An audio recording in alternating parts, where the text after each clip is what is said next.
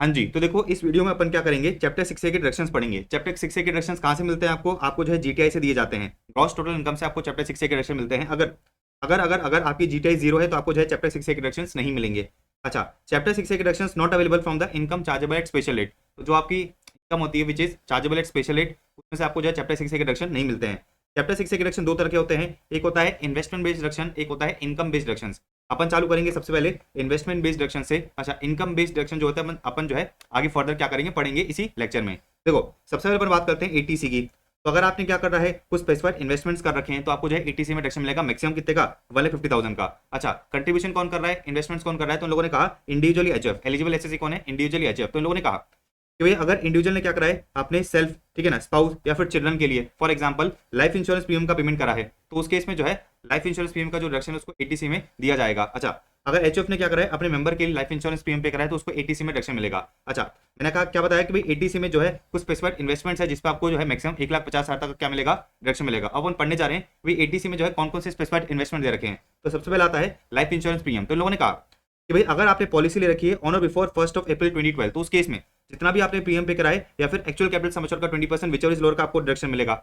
अगर आपने पॉलिसी ले रखी है बिटवीन, ठीक है ना, 1 अप्रैल 2012 लेकिन 31 मार्च 2013 तक, तो उस केस में लोगों ने कहा प्रीमियम पेड या फिर 10% of actual capital sum assured विचर इज लोअर का आपको डायरेक्शन मिलेगा। अच्छा, अगर आपने पॉलिसी इशू कराई थी ऑन और आफ्टर 1 अप्रैल 2013, तो उस केस में लोगों ने कहा भाई प्रीमियम पेड और 10% of policy amount which is lower का आपको डायरेक्शन मिलेगा। लेकिन ये जो 10% की लिमिट है कितनी हो जाएगी, 15% हो जाएगी इन case of disable person. Very easy. अब सवाल आता है कि भाई ये एक्चुअल कैपिटल सम एश्योर्ड का मतलब क्या है। तो उन लोगों ने क्या कहा कि भाई एक्चुअल कैपिटल सम एश्योर्ड का मतलब क्या है, minimum amount assured under the policy on the happening of insured event. तो जिस भी इवेंट का आपने इंश्योरेंस कराया था, अगर वो इवेंट हो जाता है तो आपको जो है इंश्योरेंस कंपनी से मिनिमम अमाउंट कितना मिलेगा, उसको अपन क्या बोलेंगे, एक्चुअल कैपिटल सम एश्योर्ड बोलेंगे। लेकिन इन लोगों ने कहा कि भाई एक्चुअल कैपिटल सम एश्योर्ड में जो है इन दो चीजों को इंक्लूड नहीं करा जाएगा। देखो क्या दे रखा है, not taking into account value of any premium agree to be returned. तो अगर इंश्योरेंस कंपनी क्या कर रही है, आपका जो लाइफ इंश्योरेंस प्रीमियम है उसको रिटर्न करती है on the happening of insured event, तो उसको जो है एक्चुअल कैपिटल सम एश्योर्ड नहीं माना जाता। इसी तरह से अगर आपको क्या मिल रहा है, बोनस मिल रहा है, any benefit by way of bonus और otherwise over and above the sum actually assured. तो बेसिकली अगर आपको कुछ बोनस मिलता है, जैसे फॉर एग्जांपल इंश्योरेंस कंपनी ने कहा था कि अगर आपकी डेथ हो जाएगी तो आपको 1 CR देंगे, तो 1 CR आपका जो है एक्चुअल कैपिटल सम एश्योर्ड होगा। लेकिन फॉर एग्जांपल इंश्योरेंस कंपनी ने क्या करा, 10 लाख आपको बोनस भी दे दिया, तो इस 10 लाख को जो है एक्चुअल कैपिटल सम एश्योर्ड नहीं माना जाएगा। Very easy. तो ये अपन ने देखा कि भाई अगर आप क्या करते हो, अगर आप एक एलिजिबल एसएससी हो और अगर आप लाइफ इंश्योरेंस प्रीमियम पे करते हो तो आपको जो है एटीसी में कितना डायरेक्शन मिलेगा। इसी तरह से लोगों ने कहा कि भाई अगर आपने इन्वेस्टमेंट करा है इन पीपीएफ, पब्लिक प्रोविडेंट फंड, तो भी आपको एटीसी में डायरेक्शन मिलेगा। कितना मिलेगा, तो देखो क्या दे रखा है, मैक्सिमम जो है आपको 1,50,000 मिलेगा इन ईयर। अच्छा, कौन कौन जो है इन्वेस्टमेंट कर सकता है पीपीएफ में? तो उन लोगों ने कहा इंडिविजुअल खुद के लिए कर सकता है, अपनी बीवी के लिए कर सकता है, चिल्ड्रन के लिए कर सकता है। एचएफ जो है क्या कर सकता है, एनी मेंबर ऑफ एचएफ के लिए पीपीएफ में कंट्रीब्यूशन कर सकता है। तो एटीसी में जो है वो क्या कर सकता है, डायरेक्शन क्लेम कर सकता है। इसी तरह से अगर आपने क्या करा है, कंट्रीब्यूशन करा है यूलिप में या फिर एलआईसी म्यूचुअल फंड की यूलिप में, तो उस केस में आपको जो है एटीसी में डायरेक्शन मिलेगा मैक्सिमम 1.5 लाख का। इन लोगों ने कहा कि भाई इंडिविजुअल खुद के लिए कर सकता है, स्पाउस के लिए, चिल्ड्रन के लिए, एचएफ कर सकता है, एनी मेंबर ऑफ एचयूएफ। ठीक है, डन है। अच्छा, इसी तरह से इन लोगों ने कहा अगर आपने नेशनल सेविंग सर्टिफिकेट में इन्वेस्टमेंट करा है या फिर उस पर जो आपका इंटरेस्ट मिल रहा है वो भी क्या होगा, एटीसी के लिए क्या करा जाएगा, एटीसी में जो है आपको 1.5 लाख का डायरेक्शन दे दिया जाएगा। अगर आपने कंट्रीब्यूशन करा है to the approved annuity plan of LIC, तो भी एटीसी में 1.5 लाख का डायरेक्शन मिलेगा। अगर इंप्लॉय ने क्या करा है, कंट्रीब्यूशन करा है इन आरपीएफ, एसपीएफ या फिर अप्रूव्ड सुपर एन्युएशन फंड, तो अगेन एटीसी में वो क्या कर सकता है, डायरेक्शन क्लेम कर सकता है। इसी तरह से इन लोगों ने कहा फिर नेक्स्ट पॉइंट देखो क्या रखा है कि भाई premium paid in respect of contract for deferred annuity. तो अगर आपने क्या करा है खुद के लिए या फिर अपने बीवी बच्चों के लिए क्या करा है, डिफर्ड एन्युटी का कोई कॉन्ट्रैक्ट करा है, उस पर जो प्रीमियम पे कर रहे हो उसका जो है आपको एटीसी में डायरेक्शन दे दिया जाएगा। अच्छा, इसी तरह से इन लोगों ने कहा amount directed by or on behalf of government from the salary of government employ. तो गवर्नमेंट के एम्प्लॉय से जो है गवर्नमेंट क्या करती है, कुछ पैसा काट के क्या करती है, ये जो डिफर्ड एन्युटी का कॉन्ट्रैक्ट है वहां पे जो है कंट्रीब्यूशन करती है, तो उसका भी जो है जो आपका एम्प्लॉय है उसको डायरेक्शन दिया जाएगा। देखो क्या रखा है, amount directed by or on behalf of government from the salary of government employ in accordance with the contribution in accordance with the condition of service for securing a deferred annuity.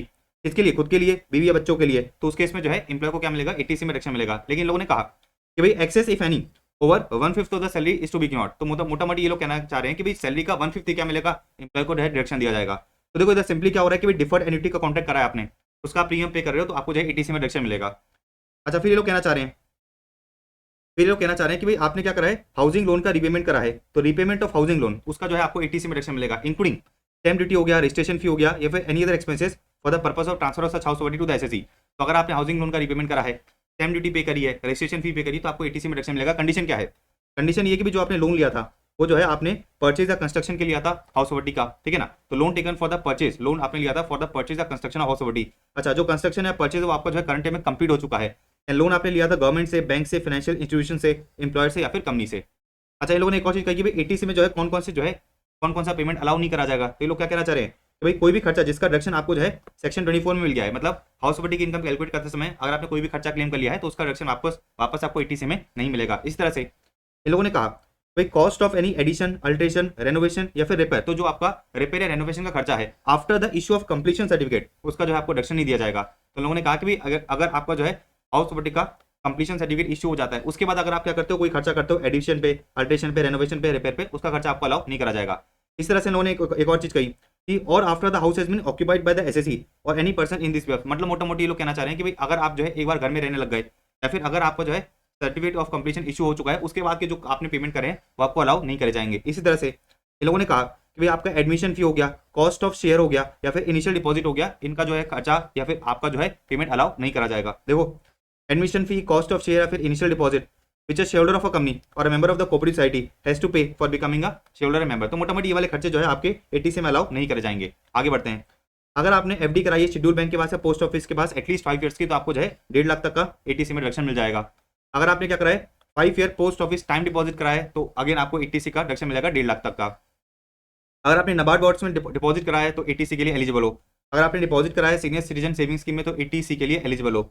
अगर आपने tuition fee पे करी है for maximum 2 children for education in India तो आप ATC के लिए eligible हो। तो जो भी आपने ट्यूशन फी पे करी है मैक्सिमम 1.5 लाख तक की अलाउ करी जाएगी। अच्छा, नॉट इनक्लूड डोनेशन, डेवलपमेंट या कोचिंग फीस। ध्यान रखना एटीसी में जो है मैक्सिमम लिमिट कितनी है, 1.5 लाख है। तो अगर आपने क्या करा है एक से ज्यादा कंट्रीब्यूशन करें, भाई एक से ज्यादा आपने इन्वेस्टमेंट कर रखी है, फिर भी जो मैक्सिमम लिमिट है आपकी 1.5 लाख की रहेगी। ठीक है। इसी तरह से इन लोगों ने कहा कि भाई अगर आपने क्या करा है इक्विटी शेयर परचेस करें, डिवेंचर्स परचेस करा है या फिर म्यूचुअल फंड की यूनिट्स परचेस करी है, अच्छा, which is a part of the company, जो बेसिकली क्या है एटीआईए का बिजनेस कर रही है, तो उस केस में जो है उस केस में आप क्या कर सकते हो, एटीसी का डिडक्शन ले सकते हो। पढ़ो, subscription to the equity share या फिर डिवेंचर या unit of mutual fund forming part of the eligible issue of capital of the company या public financial institution of which the entire proceeds of the issue are utilised only and exclusively for the purpose of business of ATIA. तो मोटा मोटी अगर आपने क्या करा है एटीआईए की कंपनी के इक्विटी शेयर्स परचेस करें तो आप 1.5 लाख तक का डिडक्शन ले सकते हो। अच्छा, इन लोगों ने एक और चीज कही कि such equity share or debentures or units can not be sold for 3 years from the date of acquisition, मतलब आप जो है डेट ऑफ एक्विजिशन के विदिन 3 इयर्स तक नहीं बेच सकते। अगर आपने विदिन 3 इयर्स बेच दिया तो इन लोगों ने कहा जितना भी आपने डिडक्शन लिया था वो आपकी इनकम मान ली जाएगी उस साल में जिस साल आपने क्या करा है बेचा है। अच्छा, फिर आगे बढ़ते हैं। इन लोगों ने कहा कि भाई investment in the units of UTI या म्यूचुअल फंड, तो एटीसी में आप डिडक्शन ले सकते हो। Investment in the pension fund of UTI या म्यूचुअल फंड, अगेन एटीसी में क्या कर सकते हो, डिडक्शन ले सकते हो। Deposit in Sukanya Samriddhi scheme, तो अगर आपने क्या करा है अपनी गर्ल चाइल्ड के लिए क्या करा है सुकन्या समृद्धि स्कीम में कुछ पैसा डिपॉजिट करा है, एटीसी के लिए एलिजिबल है। या फिर अगर आप जो किसी गर्ल चाइल्ड की गार्जियन हो तो आप क्या कर सकते हो, अगेन एटीसी का डिडक्शन ले सकते हो। अच्छा, इन लोगों ने एक और चीज कही कि भाई interest accruing on deposits and withdrawal from the account under the set scheme would B exam, तो सुकन्या समृद्धि स्कीम में जो आपको इंटरेस्ट मिलता है या फिर आपने पैसा विड्रॉ करा है डिपॉजिट करके तो वो जो है आपको एग्जाम होगा, टैक्सेबल नहीं है। अच्छा, इन लोगों ने एक और चीज कही कंट्रीब्यूशन बाय सीजी एम्प्लॉय, अगर आप जो है सेंट्रल गवर्नमेंट के एम्प्लॉय हो और आपने क्या करा है पेंशन स्कीम अंडर एटीसीसीडी के टायर 2 अकाउंट में कुछ डिपॉजिट कराया है for a period of at least 3 years, तो जो है अगेन आप एटीसी के लिए क्या हो, एलिजिबल हो। तो अपन ने ये देखा कि भाई एटीसी में जो है आपके कौन कौन से इन्वेस्टमेंट जो है एलिजिबल होते हैं। ध्यान रखना मैक्सिमम लिमिट एटीसी में कितनी है, 1.5 लाख है। अब आगे बढ़ते हैं। देखो, इन लोगों ने एक और चीज कही, तो इन लोगों ने एक और चीज कही कि भाई फॉर एग्जांपल आपने लाइफ इंश्योरेंस पॉलिसी ली थी और आपकी जो लाइफ इंश्योरेंस पॉलिसी है विदिन 2 इयर्स क्या हो जाती है, टर्मिनेट हो जाती है। तो उस केस में इन लोगों ने ये कहा कि जितना भी डिडक्शन आपको ऑलरेडी अलाउ कर दिया गया था पिछले सालों में वो आपकी करंट ईयर की इनकम मान ली जाएगी। पढ़ना देखो भाई, where in any previous year assessee क्या करता है, टर्मिनेट कर देता है अपनी लाइफ इंश्योरेंस पॉलिसी को, या फिर उसका जो कॉन्ट्रैक्ट है लाइफ इंश्योरेंस पॉलिसी का वो सीज हो जाता है क्योंकि वो प्रीमियम पे नहीं कर पा रहा। अच्छा, ये टर्मिनेशन या फिर सेसेशन कब हुआ है, तो इन लोगों ने कहा कि भाई in case of single premium policy within 2 years after the commencement of insurance या फिर in any other case before, ठीक है ना, premiums have been paid for 2 years, मतलब मोटा मोटी विदिन 2 इयर्स हो गया। तो अगर आपका जो लाइफ इंश्योरेंस पॉलिसी है या अगर आपका जो लाइफ इंश्योरेंस पॉलिसी है वो टर्मिनेट हो जाता है या फिर उसका कॉन्ट्रैक्ट सीज हो जाता है विदिन 2 इयर्स हो जाता है, तो उस केस में इन लोगों ने ये कहा कि जितना भी डिडक्शन आपने ऑलरेडी ले लिया है वो जो है आपकी इनकम मान ली जाएगी। फॉर एग्जाम्पल आपने जो है लाइफ इंश्योरेंस पॉलिसी का कॉन्ट्रैक्ट करा था, अच्छा आपने क्या करा 1 साल प्रीमियम पे करा और एटीसी में जो है फॉर एग्जाम्पल 1 लाख का डिडक्शन ले लिया। सेकंड ईयर में क्या होता है आपकी जो लाइफ इंश्योरेंस पॉलिसी है वो टर्मिनेट हो जाती है। टर्मिनेट क्यों हो जाती है, किसी भी रीजन की वजह से हो गई या फिर फॉर एग्जाम्पल आप प्रीमियम पे ही नहीं कर रहे हो इसलिए टर्मिनेट हो गई। तो लोगों ने सिंपल सी बात ये कही कि जितना डिडक्शन आपने पिछले सालों में ऑलरेडी ले लिया था वो आपकी जो है करंट की क्या मान ली जाएगी, इनकम मान ली जाएगी। इस तरह से लोगों ने कहा कि भाई अगर आपने जो है यूलिप का कॉन्ट्रैक्ट करा था और अगर आपकी यूलिप टर्मिनेट हो जाती है या फिर आपको यूलिप का कॉन्ट्रैक्ट सीज हो जाता है बिकॉज आपने प्रीमियम नहीं पे करा और ये कब हुआ है, विदिन 5 इयर्स हुआ है, तो उस केस में अगेन वही बात, जितना डिडक्शन आपने ऑलरेडी ले लिया है वो आपकी इनकम मान ली जाएगी जिस साल आपका क्या हुआ, यूलिप टर्मिनेट हुआ या फिर सीज हुआ है। अच्छा, इसी तरह से इन लोगों ने कहा कि भाई आपने क्या करा था हाउस प्रॉपर्टी के लिए कोई लोन वोन लिया था, उसका आपने रीपेमेंट करा और आपने एटीसी का डिडक्शन ले लिया।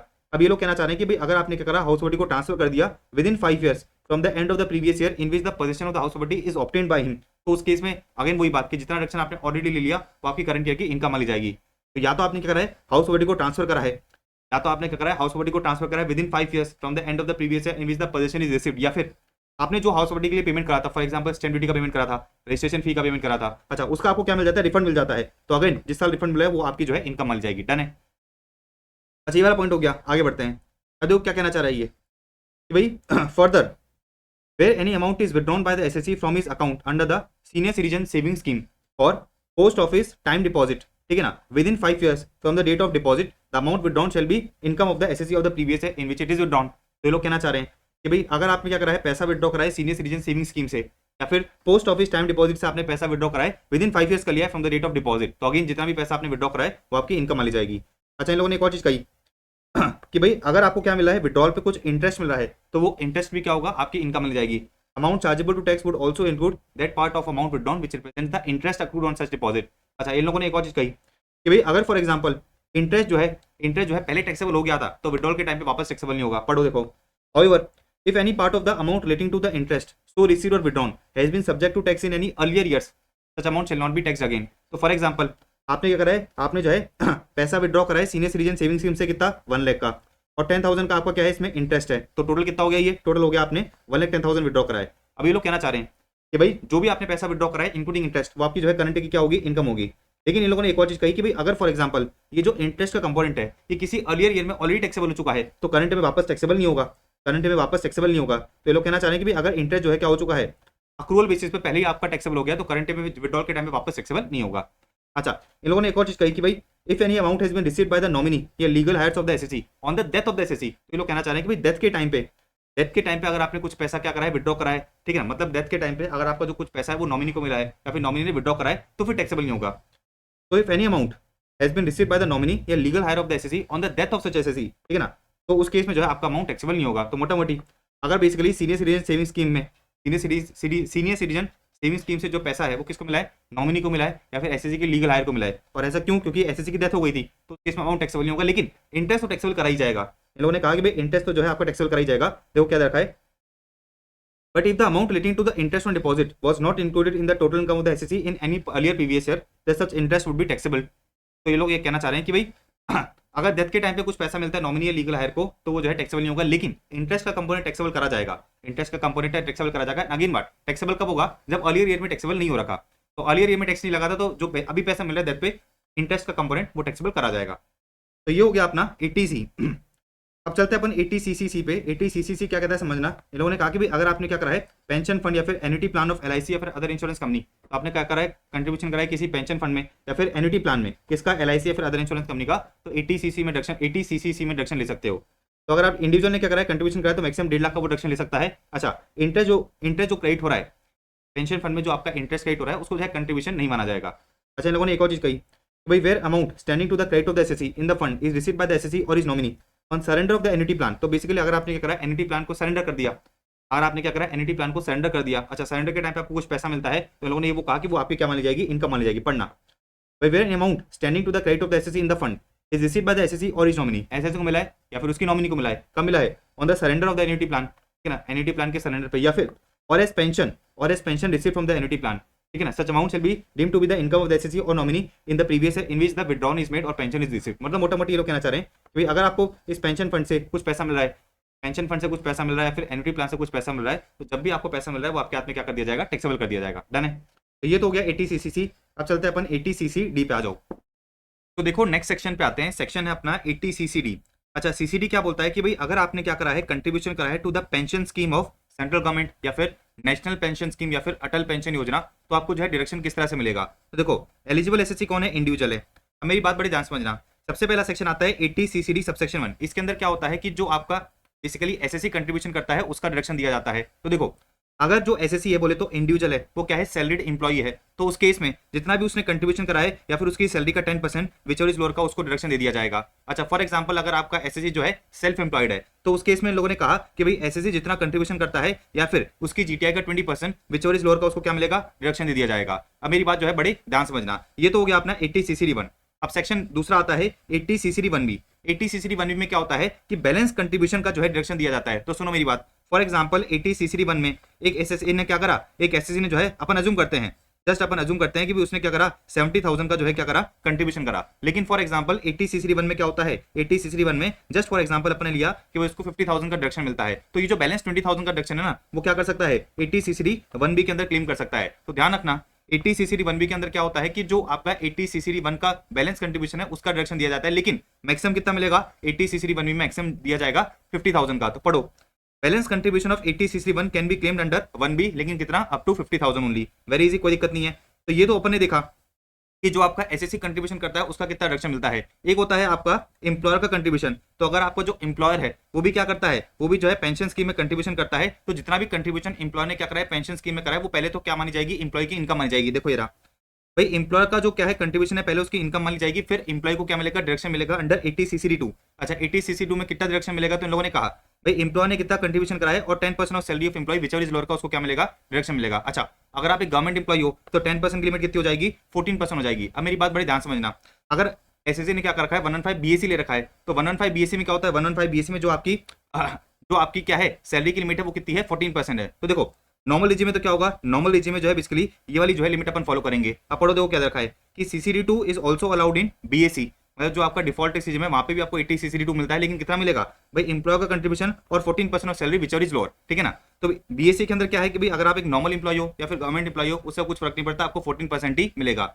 अच्छा सवाल आता है कि भाई सैलरी का मतलब क्या है, अपन कहते हैं कि भाई 10% ऑफ सैलरी 14% ऑफ सैलरी, तो सैलरी का मतलब क्या है, तो उन लोगों ने कहा भाई सैलरी इंक्लूड्स डीए, सैलरी के अंदर क्या होगा डीएनएस अलाउंस इंक्लूड होगा if the terms of employment so provide, लेकिन इसके अंदर अपन क्या करेंगे सारे के सारे अदर अलाउंसेस एंड परक्यूजर्स को एक्सक्लूड कर देंगे। डन है।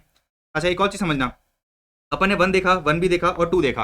अच्छा 1B के अंदर इन लोगों ने एक अमेंडमेंट डाला और 1B के अंदर अमेंडमेंट क्या डाला, देखो क्या बोल रहा है ये कि भाई अगर for example where any payment और deposit is made to the national pension scheme of minor child by the parent or guardian of such minor subject to condition that the aggregate amount of deduction under 1B shall not exceed 50,000। तो अगर आप एक parent हो या फिर जो है आप गार्डियन हो किसी माइनर चाइल्ड के, और अगर आपने क्या कराए माइनर चाइल्ड के एनपीएस में कंट्रीब्यूशन कराए, तो आप क्या कर सकते हो 1B के अंदर डिडक्शन ले सकते हो। लेकिन ध्यान रखना 1B में जो है टोटल अमाउंट ऑफ डिडक्शन इन दोनों को मिला के कितना होगा 50,000 ही होगा। डन है, इधर तो कोई दिक्कत नहीं है। अब आगे बढ़ते हैं, देखो आगे इन लोगों ने क्या कहा कि भाई amount standing to the credit of the SSC in the pension account and the accretions to such account shall be taxed as income in the year in which these are received by the SSC or his nominee। For example आपने क्या करा अपना pension scheme का account बंद कराया, आपको कुछ पैसा मिला, तो जिस साल आपको पैसा मिला उस साल आपको जो है टैक्स पे करना पड़ेगा, वो आपकी इनकम मानी जाएगी। अच्छा फॉर एग्जांपल आपने पेंशन स्कीम से ऑप्ट आउट कर लिया, अच्छा ऑप्ट आउट करने पे जो भी आपको पैसा मिलता है वो आपकी जो है इनकम मानी जाएगी, अकॉर्डिंगली आपको टैक्स पे करना पड़ेगा। इस तरह से इन लोगों ने कहा कि भाई receipt of pension from the annuity plan, तो अगर आपने क्या करा है एन्युटी प्लान परचेस करा था और उसमें से आपको जो है कुछ रिसीट मिलती जा रही है, तो वो भी जो है जिस साल आपको मिल रही है वो उस साल क्या मान ली जाएगी, आपकी इनकम मान ली जाएगी, आपको क्या करना पड़ेगा टैक्स पे करना पड़ेगा। लेकिन लोगों ने एक और चीज कही कि भाई अगर आपको पैसा डेथ के टाइम पे मिल रहा है तो उस केस में टैक्सेबल नहीं होगा। देखो क्या रखा है, however the amount received by the nominee on the death of the SSC under the circumstances referred to in A and B, तो point number A and B में अगर आपको पैसा डेथ के टाइम पे मिल रहा है तो उस केस में जो है इनकम नहीं मानी जाएगी। अच्छा इन लोगों ने एक और चीज कही कि भाई फॉर एग्जांपल अपन ने क्या करा था, अपन ने जो है माइनर चाइल्ड के एनपीएस में कुछ कंट्रीब्यूशन करा था। अब इन लोगों ने देखो नीचे क्या कहा कि भाई provided further that the amount received by the person being the parent या गार्डियन या nominee of minor on account of closure of the pension scheme due to the death of minor. Again वही बात कि अपन minor के NPS account से पैसा क्या कर रहे हैं निकाल रहे हैं। अच्छा और क्यों निकाल रहे हैं, क्योंकि बेसिकली माइनर की क्या हो जाती है डेथ हो जाती है, तो उस केस में वो जो है आपकी इनकम नहीं मानी जाएगी। तो ये लोग कहना चाह रहे हैं कि भाई माइनर की डेथ पे अगर पेरेंट गार्डियन या फिर नॉमिनी ऑफ माइनर को जो है क्या मिल रहा है एनपीएस से कुछ पैसा मिल रहा है तो उसकी इनकम नहीं मानेंगे। तो मोटा मोटी अपन ये देखा कि भाई अगर आप अकाउंट को क्लोज कराते हो ऑप्ट आउट करते हो या फिर अगर आपको क्या मिलता है एन्युटी प्लान से पेंशन मिल रही है, तो जिस साल आपको पैसा मिल रहा है उस साल टैक्सेबल करा जाएगा। लेकिन अपने को इतना ध्यान रखना है कि डेथ के टाइम पे मिल रहा है तो टैक्सेबल नहीं होगा। इन लोगों ने आगे एक और चीज कही, देखो इन लोगों ने क्या कहा देखो क्या दे रखा है कि भाई provided that the assessee shell not be deemed, ठीक है ना, to have received any amount in the previous year if such amount is used for the purchasing an annuity plan in the same previous year। तो for example ये लोग कहना चाह रहे हैं कि भाई क्लोजर के टाइम पे आपको कुछ पैसा मिला, लेकिन आपने क्या करा उसी साल क्या करा एन्युटी प्लान परचेस कर लिया, तो फिर जो है आपको इनकम जो है टैक्सेबल नहीं होगा। तो आपको जो है पैसा मिलता है क्लोजिंग के टाइम पे फॉर एग्जांपल 10 लाख, लेकिन आपने क्या करा 10 लाख की जो क्या करा करंट टाइम में ही एन्युटी प्लान परचेस कर लिया, तो फिर 10 लाख पे आपको जो है टैक्स पे करने की जरूरत नहीं है। तो लोगों ने कहा कि भाई assessee shall be deemed not to have received any amount, ठीक है ना, ये माना जाएगा कि उसने कुछ पैसा रिसीव ही नहीं करा है अगर वो क्या करता है करंट ईयर में एन्युटी प्लान परचेस कर लेता है। अब देखो इन लोगों ने कुछ और चीजें कही, देखो सेक्शन 10(12) क्या बोलता है कि भाई any payment from the NPS trust to the SSC on account of closure और is opting out of the pension scheme under 80 CCD is exempt up to 60% of the total amount payable to him at the time of closure or is opting out of the scheme। तो मोटा मोटी ये लोग क्या कहना चाह रहे हैं, ये लोग कहना चाह रहे हैं कि भाई अगर फॉर एग्जांपल क्लोजर या फिर ऑप्टिंग आउट क्लोजर या ऑप्टिंग आउट पे आपको जो है क्या मिल रहा है, एनपीएस से कुछ पैसा मिल रहा है, तो जितना भी आपको पैसा मिल रहा है उसमें से 60% एग्जाम हो जाएगा एंड 40% क्या होगा, टैक्सेबल होगा। इतनी बात समझाई। तो अपन ऊपर पढ़ा था कि भाई क्लोजर के टाइम पे अगर आपको पैसा मिल रहा है, क्लोजर के टाइम पे अगर आपको क्या मिल रहा है, पैसा मिल रहा है, तो वो टैक्सेबल होगा। अब कितना टैक्सेबल होगा, तो इन लोगों ने नीचे बता दिया भाई 40% टैक्सेबल होगा, 60% तो एग्जाम हो जाएगा। अच्छा आगे बढ़ते हैं। आगे इन लोगों ने कहा कि भाई देखो any payment from the NPS trust to an employee under the pension scheme under 80 CCD on partial withdrawal made out of his account। तो एम्प्लॉय ने क्या करा था, एम्प्लॉय ने जो है एम्प्लॉय को जो है एनपीएस ट्रस्ट से पार्शियल विड्रॉल पे कुछ पैसा मिल रहा है, तो उन लोगों ने कहा कि shall be exempt from tax up to 25% of the amount of the contributions made by him। तो उसने जितने भी कंट्रीब्यूशन करे थे उसका 25% तक क्या होगा, एग्जाम होगा, बाकी जो है क्या कर दिया जाएगा, टैक्सेबल कर दिया जाएगा। इजी है। अच्छा इन लोगों ने एक और चीज कही, इन लोगों ने जो है एक और चीज कही कि भाई अगर अगर अगर अगर अपन क्या कर रहे हैं, माइनर के एनपीएस ट्रस्ट से जो है पार्शियल पैसा विड्रॉ कर रहे हैं, तो वही बात, जितना भी अपन ने कंट्रीब्यूशन करा था उसका 25% एग्जाम हो जाएगा, बाकी टैक्सेबल हो जाएगा। डन है। तो ये जो है आपको एग्जाम्शन के जो है सेक्शन समझना है। अच्छा इंपॉर्टेंट सेक्शन है 80cc जो है आपका इंपॉर्टेंट सेक्शन है, ध्यान रखना।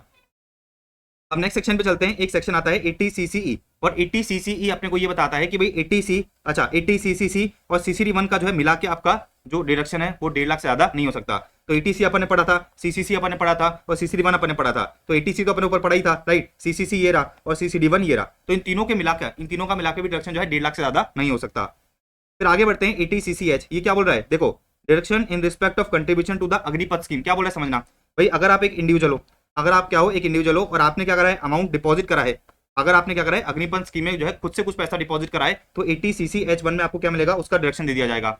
अच्छा फिर CCH2 क्या बोल रहा है, CCH2 ये बोल रहा है कि भाई contribution made by the central government to the said account of SSC। तो सीधी सी बात ये कि भाई अगर फॉर एग्जांपल सेंट्रल गवर्नमेंट क्या करती है, मेरे यहाँ पे अग्निपथ स्कीम में कुछ कंट्रीब्यूशन करती है, तो पहले वो मेरी इनकम मान ली जाएगी। अच्छा फिर मुझे 80cc2 में क्या मिल जाएगा, 80cch2 में उसका डिडक्शन दिया जाएगा। तो देखो ये रहा भाई, सेंट्रल गवर्नमेंट का जो कंट्रीब्यूशन है सबसे पहले आपकी इनकम मान ली जाएगी, फिर आपको जो है 80cch2 में जो है उसका डिडक्शन मिल जाएगा। अच्छा 80cch2 जो है आपका BSc के अंदर भी अलाउड होता है। तो वैसे अपन ये पढ़ रखा है कि जो आपका BSc है, ठीक है ना, 115 BSc, वहाँ पे आपके चैप्टर 6 के डिडक्शंस अलाउ नहीं होते, लेकिन अपने कुछ चीजें पढ़ी, जैसे 80cch2 जो है आपका BSc में अलाउड हो जाएगा। इस तरह से ऊपर अपने देखा था CCD2 भी जो है आपका क्या होता है, BSc में अलाउड होता है।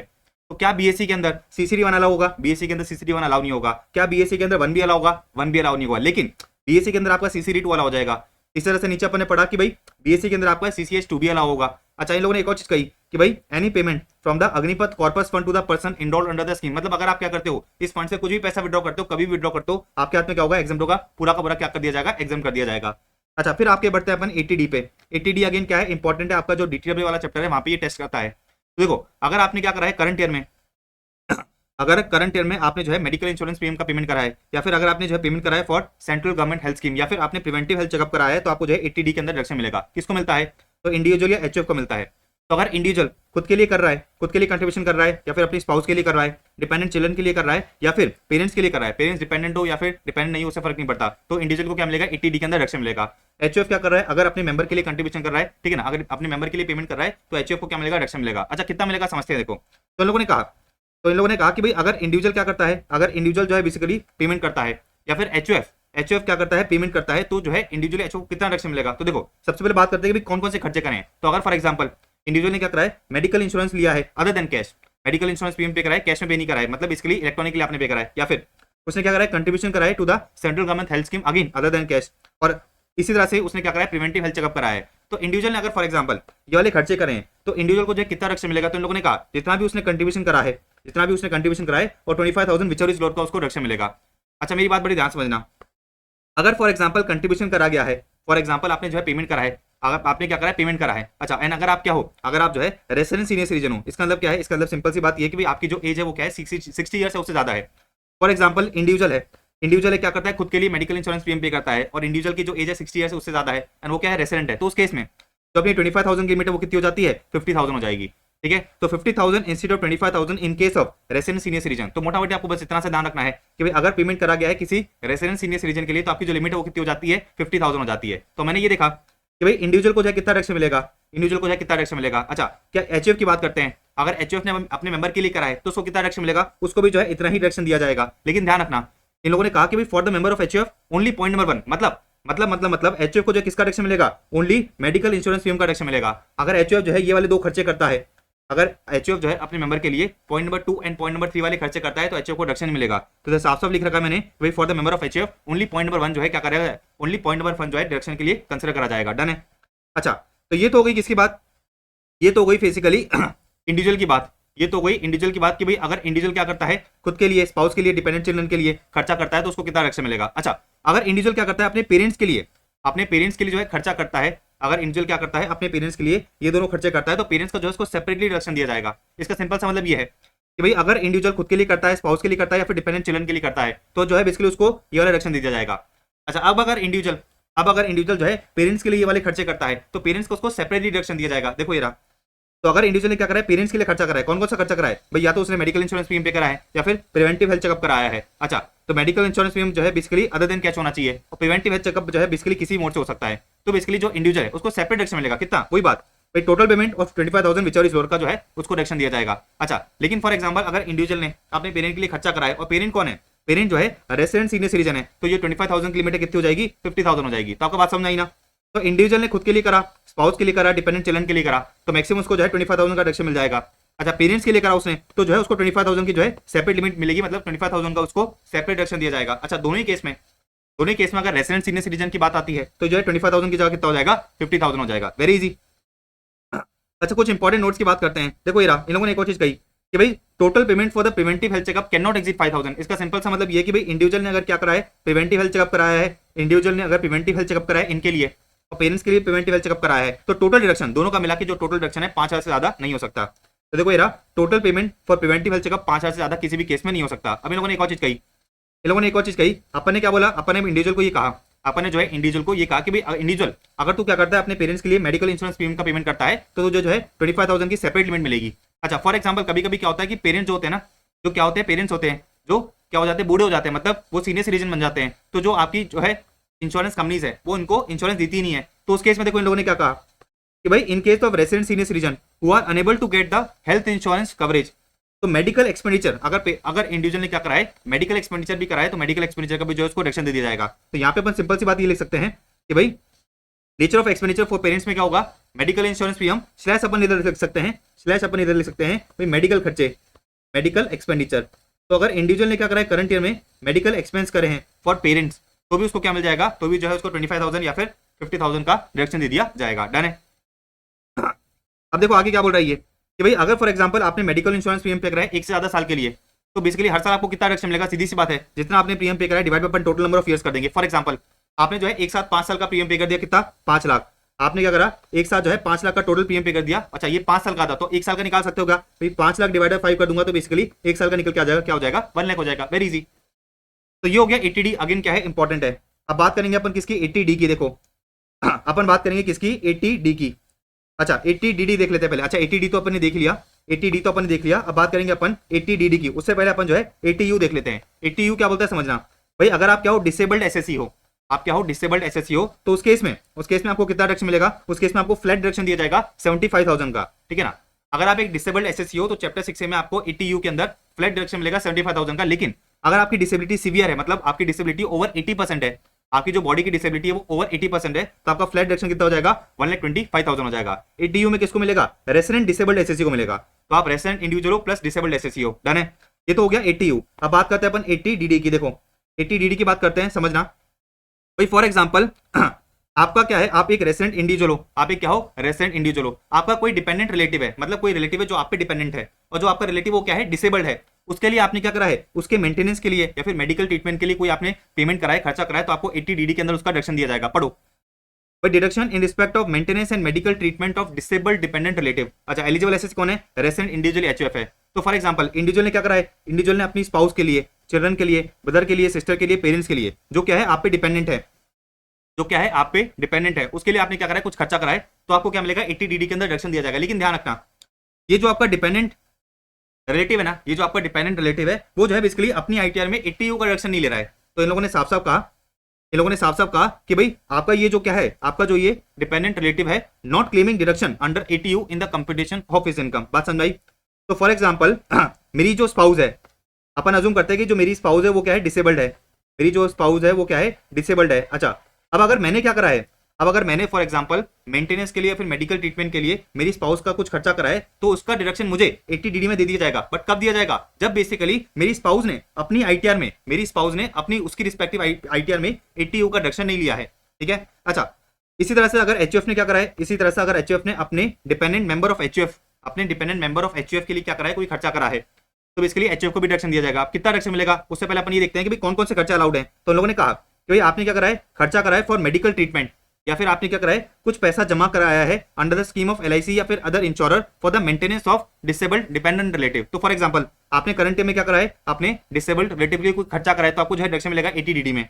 अच्छा, फॉर एग्जांपल आपने क्या करा है, आपने जो है एक एलआईसी स्कीम ले रखी थी। एलआईसी स्कीम का मतलब क्या समझना भाई, मैंने आपको क्या बताया कि मेरी जो स्पाउस है वो डिसेबल्ड है और मुझ पर डिपेंडेंट है। अच्छा, अगर मैं मर जाता हूं तो मेरी स्पाउस का ध्यान कौन रखेगा। तो मैंने क्या करा, करंट ईयर में जो है लाइफ इंश्योरेंस पॉलिसी क्या करी, एक स्कीम ली। उस स्कीम के अंदर क्या होगा, उस स्कीम के अंदर सीधी सी बात यह है कि ये होगा कि मैं क्या करता रहूंगा, हर साल कुछ पैसा कंट्रीब्यूट करता रहूंगा। जैसे ही मेरी डेथ हो जाएगी तो लाइफ इंश्योरेंस कंपनी क्या करेगी, लाइफ इंश्योरेंस कंपनी मेरी स्पाउस को जो है कुछ ना कुछ पैसा हर साल ट्रांसफर करती रहेगी, सो दैट मेरी जो स्पाउस है वो क्या कर पाए, वो जो है अपना गुजारा कर पाए। बात समझ आई। तो या तो आप क्या कर सकते हो, या तो जो है बेसिकली आप खुद खर्चा कर सकते हो। आपने क्या करा है, मेडिकल ट्रीटमेंट के लिए खर्चा कराया तो डिडक्शन मिल जाएगा। अच्छा, या फिर अगर आपने क्या करा है, कुछ पैसा फॉर एग्जांपल किसी इंश्योरर के पास जमा कराया under the scheme for the maintenance of disabled dependent relative, तो आपको जो डिडक्शन मिलेगा।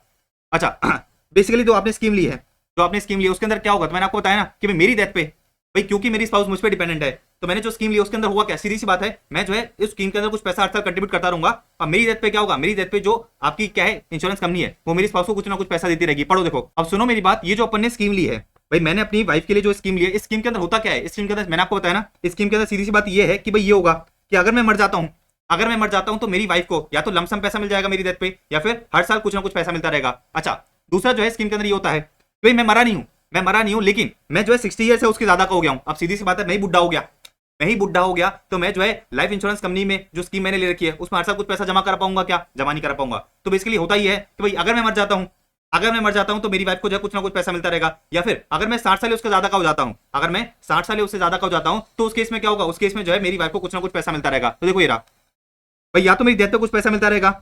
अच्छा, मेरी डेथ नहीं होती लेकिन मैं 60 ईयर से उससे ज्यादा का हो जाता हूं, तो क्या होता रहेगा, मेरी वाइफ को कुछ पैसा मिलता रहेगा। बात समझ आ रही है ना। तो स्कीम के अंदर दो चीजें होती है, मेरे मरने पे या फिर मैं जब 60 ईयर्स का हो जाता हूं, तो 60th ईयर से क्या होता रहेगा, मेरी वाइफ को कुछ ना कुछ पैसा मिलता रहेगा। अच्छा, ऐसा क्यों है भाई, अगर मैं मर जाता हूं तो सीधी सी बात यह है भाई, मेरी वाइफ को कुछ पैसा मिल जाएगा उसके खर्चे पानी के लिए। अच्छा, मैं 60 ईयर से उससे ज्यादा का हो गया, इसका मतलब क्या है कि भाई मुझे पैसों की जरूरत है, मैं कहां से कंट्रीब्यूशन करता रहूंगा। तो सरकार ने कहा कोई दिक्कत नहीं है, स्कीम के अंदर ये होगा कि भाई अगर मेरी एज 60 ईयर्स हो जाती है कोई दिक्कत नहीं है, वो जो स्कीम है ना उसके अंदर क्या होगा, जो इंश्योरेंस कंपनी है वो मेरी वाइफ को कुछ ना कुछ पैसा देती रहेगी। बात समझ आई। अच्छा, इन लोगों ने कहा कि भाई एसएससी को जो है 80 डीडी के अंदर डिडक्शन कब मिलेगा, जब उसने एक्चुअल में कुछ खर्चा करा है। भाई एसएससी शुड इनकर एक्सपेंडिचर, भाई एक्चुअल में उसने क्या करा है, कुछ ना कुछ खर्चा करा है, तब उसको डिडक्शन मिलेगा। कितना मिलेगा, तो लोगों ने कहा भाई फ्लैट डिडक्शन मिलेगा। भाई आपने कितना भी खर्चा कराओ आपको जो है 75,000 का फ्लैट डिडक्शन मिलेगा। अगर डिसेबिलिटी 80% उससे ज्यादा है तो फ्लैट जो है आपको 125,000 का डिडक्शन दे दिया जाएगा। अच्छा, इन लोगों ने एक और चीज कहा भाई मेरी वाइफ, मैंने क्या करा, करंट में फॉर एग्जांपल स्कीम ले ली, क्या करी, मेरी वाइफ के लिए स्कीम ले ली क्योंकि मेरी वाइफ डिसेबल्ड है और डिपेंडेंट है। अच्छा, मेरे मरने से पहले मेरी वाइफ ही टपक गई, मतलब जिसके लिए मैंने स्कीम ली थी वही टपक गई, तो उसके इसमें क्या होगा, सीधी सी बात है, पैसा मुझे मिलेगा। पैसा किसे मिलेगा, मुझे मिलेगा। तो सीधी सी बात है, जिस साल मुझे मिलेगा उस साल मेरे हाथ में टैक्सेबल हो जाएगा। तो लोगों ने वही चीज कही कि भाई अगर जो आपका डिपेंडेंट है वो मुझसे पहले टपक जाता है तो उस केस में क्या होगा। इन लोगों ने ये कहा कि भाई amount paid or deposited under the scheme would be chargeable to tax in the hands of individual member in which the amount is received by him. तो मैंने जिसके लिए क्या ली थी, स्कीम ली थी, मैंने आपको बताया कि भाई मैंने अपनी वाइफ के लिए स्कीम ली थी। अरे मेरी वाइफ ही मुझसे पहले टपक गई, मेरी जो डिसेबल्ड वाइफ है वो मुझसे पहले टपक गई, तो उस केस में क्या होगा, भाई पैसा मुझे मिलेगा, तो जिस साल मुझे मिलेगा उस साल मेरे हाथ में टैक्सेबल हो जाएगा। अब इन लोगों ने एक और चीज कही, कि भाई such deeming provisions would not apply to the amount received by the dependent before his death by way of annuity or lump sum where the individual a member of the HUF attains 60 years or more and payment or deposit to such scheme has been discontinued। तो मोटा मोटी ये लोग कहना चाह रहे हैं कि भाई अगर पैसा स्कीम के अंदर, अगर पैसा पॉइंट नंबर 2 के अंदर दिया जा रहा है, भाई सीधी सी बात है, मैंने स्कीम ली थी, मैं 60 ईयर से उससे ज्यादा का हो चुका हूं, तो सीधी सी बात है अब लाइफ इंश्योरेंस कंपनी क्या करेगी, पेमेंट करेगी। अच्छा, अब लाइफ इंश्योरेंस कंपनी ने क्या करा, पेमेंट करना चालू कर दिया। तो उन लोगों ने कहा कि भाई अगर पॉइंट नंबर टू में जो है लाइफ इंश्योरेंस कंपनी से आपको पैसा मिल रहा है तो वो टैक्सेबल नहीं होगा। पढ़ना, such deeming provisions would not apply, मतलब अपन ने क्या देखा, अपन ये देखा ना कि भाई अगर जो है लाइफ इंश्योरेंस कंपनी से आपको पैसा मिलता है तो आपके हाथ में टैक्सेबल हो जाएगा। लेकिन लोगों ने कहा कि भाई लाइफ इंश्योरेंस कंपनी से अगर आपको पैसा मिलता है पॉइंट नंबर 2 में तो टैक्सेबल नहीं होगा। Such deeming provisions would not apply to the amount received by the dependent before his death by annuity or lump sum where the individual member of HUF attains 60 years or more and the payment or deposit to the scheme has been discontinued। तो मोटा मोटी भाई scheme के अंदर दो ही चीजें थी ना भाई, या तो मैं मर जाता हूं तो जो है लाइफ इंश्योरेंस कंपनी से पैसा मिलता रहेगा, या फिर अगर मैं 60 ईयर से उससे ज्यादा को जाता हूं तो लाइफ इंश्योरेंस कंपनी से पैसा मिलता रहेगा। अभी लोग कहना चाह रहे हैं कि भाई अगर पॉइंट नंबर 2 में लाइफ इंश्योरेंस कंपनी से कुछ पैसा मिल रहा है तो वो टैक्सेबल नहीं होगा। टैक्सेबल कब होगा? टैक्सेबल तब होगा जब बेसिकली जिसके लिए मैंने स्कीम ली थी वही जो है टपक गई, वही जो है मुझसे पहले टपक गई, तो अब जो है लाइफ इंश्योरेंस कंपनी से पैसा मुझे मिल रहा है तो मेरे हाथ में टैक्सेबल कर दिया जाएगा। तो ये हो गया आपका 80DD। अब चलते हैं डीडीबी पे। देखो डीडीबी क्या बोलता है कि भाई अगर आपने क्या करा है कुछ स्पेसिफाइड डिजीज का मेडिकल ट्रीटमेंट के लिए कुछ खर्चा करा है तो आपको जो है 80DDB के अंदर रिडक्शन दिया जाएगा। किसको मिलेगा? रेसिडेंट इंडिविजुअल एचओ को मिलेगा। अच्छा, तो इन लोगों ने कहा कि भाई रेसिडेंट इंडिविजुअल ने क्या करा है, खुद के लिए खर्चा करा है या फिर अपने स्पाउस के लिए करा है, चिल्ड्रन के लिए करा है, ब्रदर के लिए करा है, सिस्टर के लिए करा है, या फिर पेरेंट्स के लिए करा है जो इंडिविजुअल पे डिपेंडेंट है।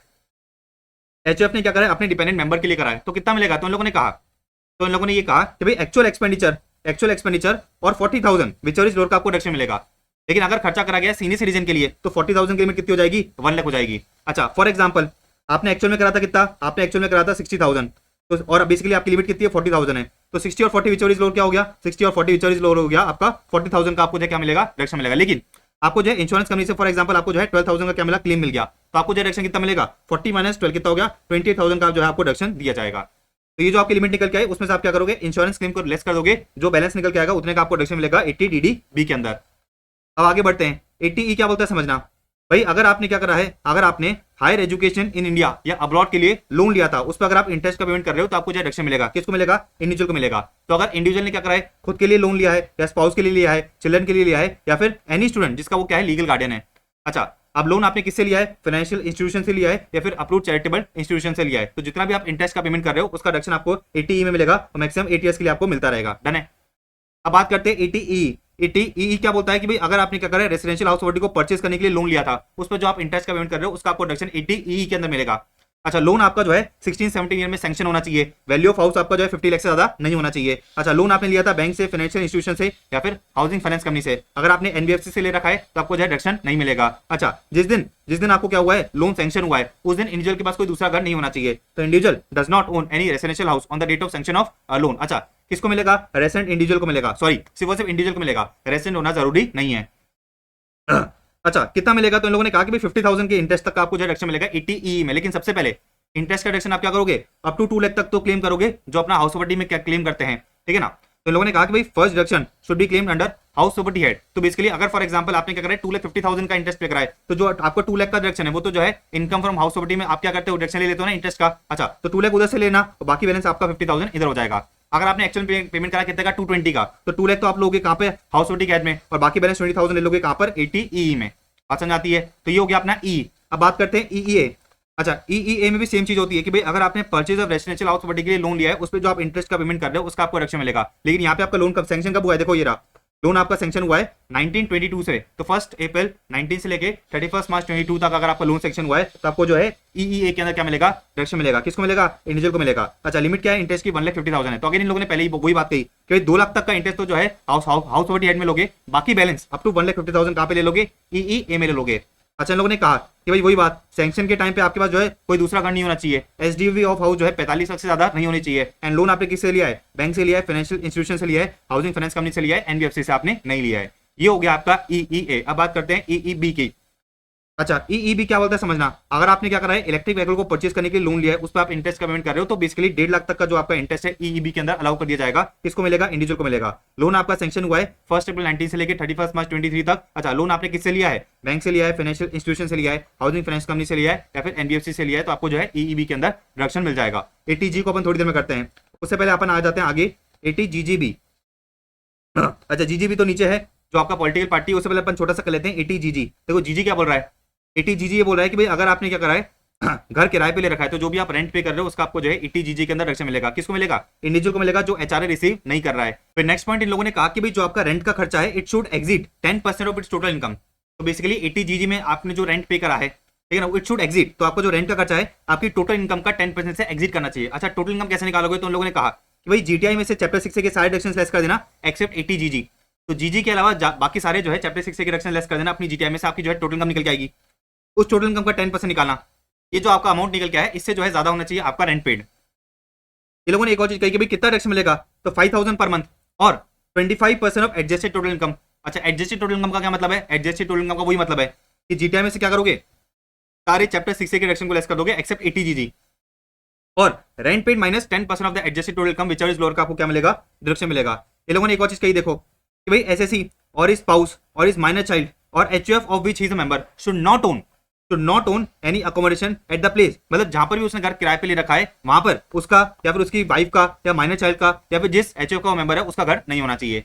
अच्छा, इन लोगों ने आगे एक और कहा, एक और चीज कही कि भाई अगर एसएससी क्या करता है, खुद का एक अकोमोडेशन ओन करता है at any place other than referred to above, such accommodation should not be in the occupation of SSC and its annual value is not required to be determined under house property act। तो मोटा मोटी ये लोग कहना चाह रहे हैं कि भाई अगर मैंने घर किराए पे ले रखा है कहाँ पे, दिल्ली में, अगर मैंने घर किराए पे ले रखा है दिल्ली में, तो दिल्ली में मेरा खुद का घर नहीं होना चाहिए।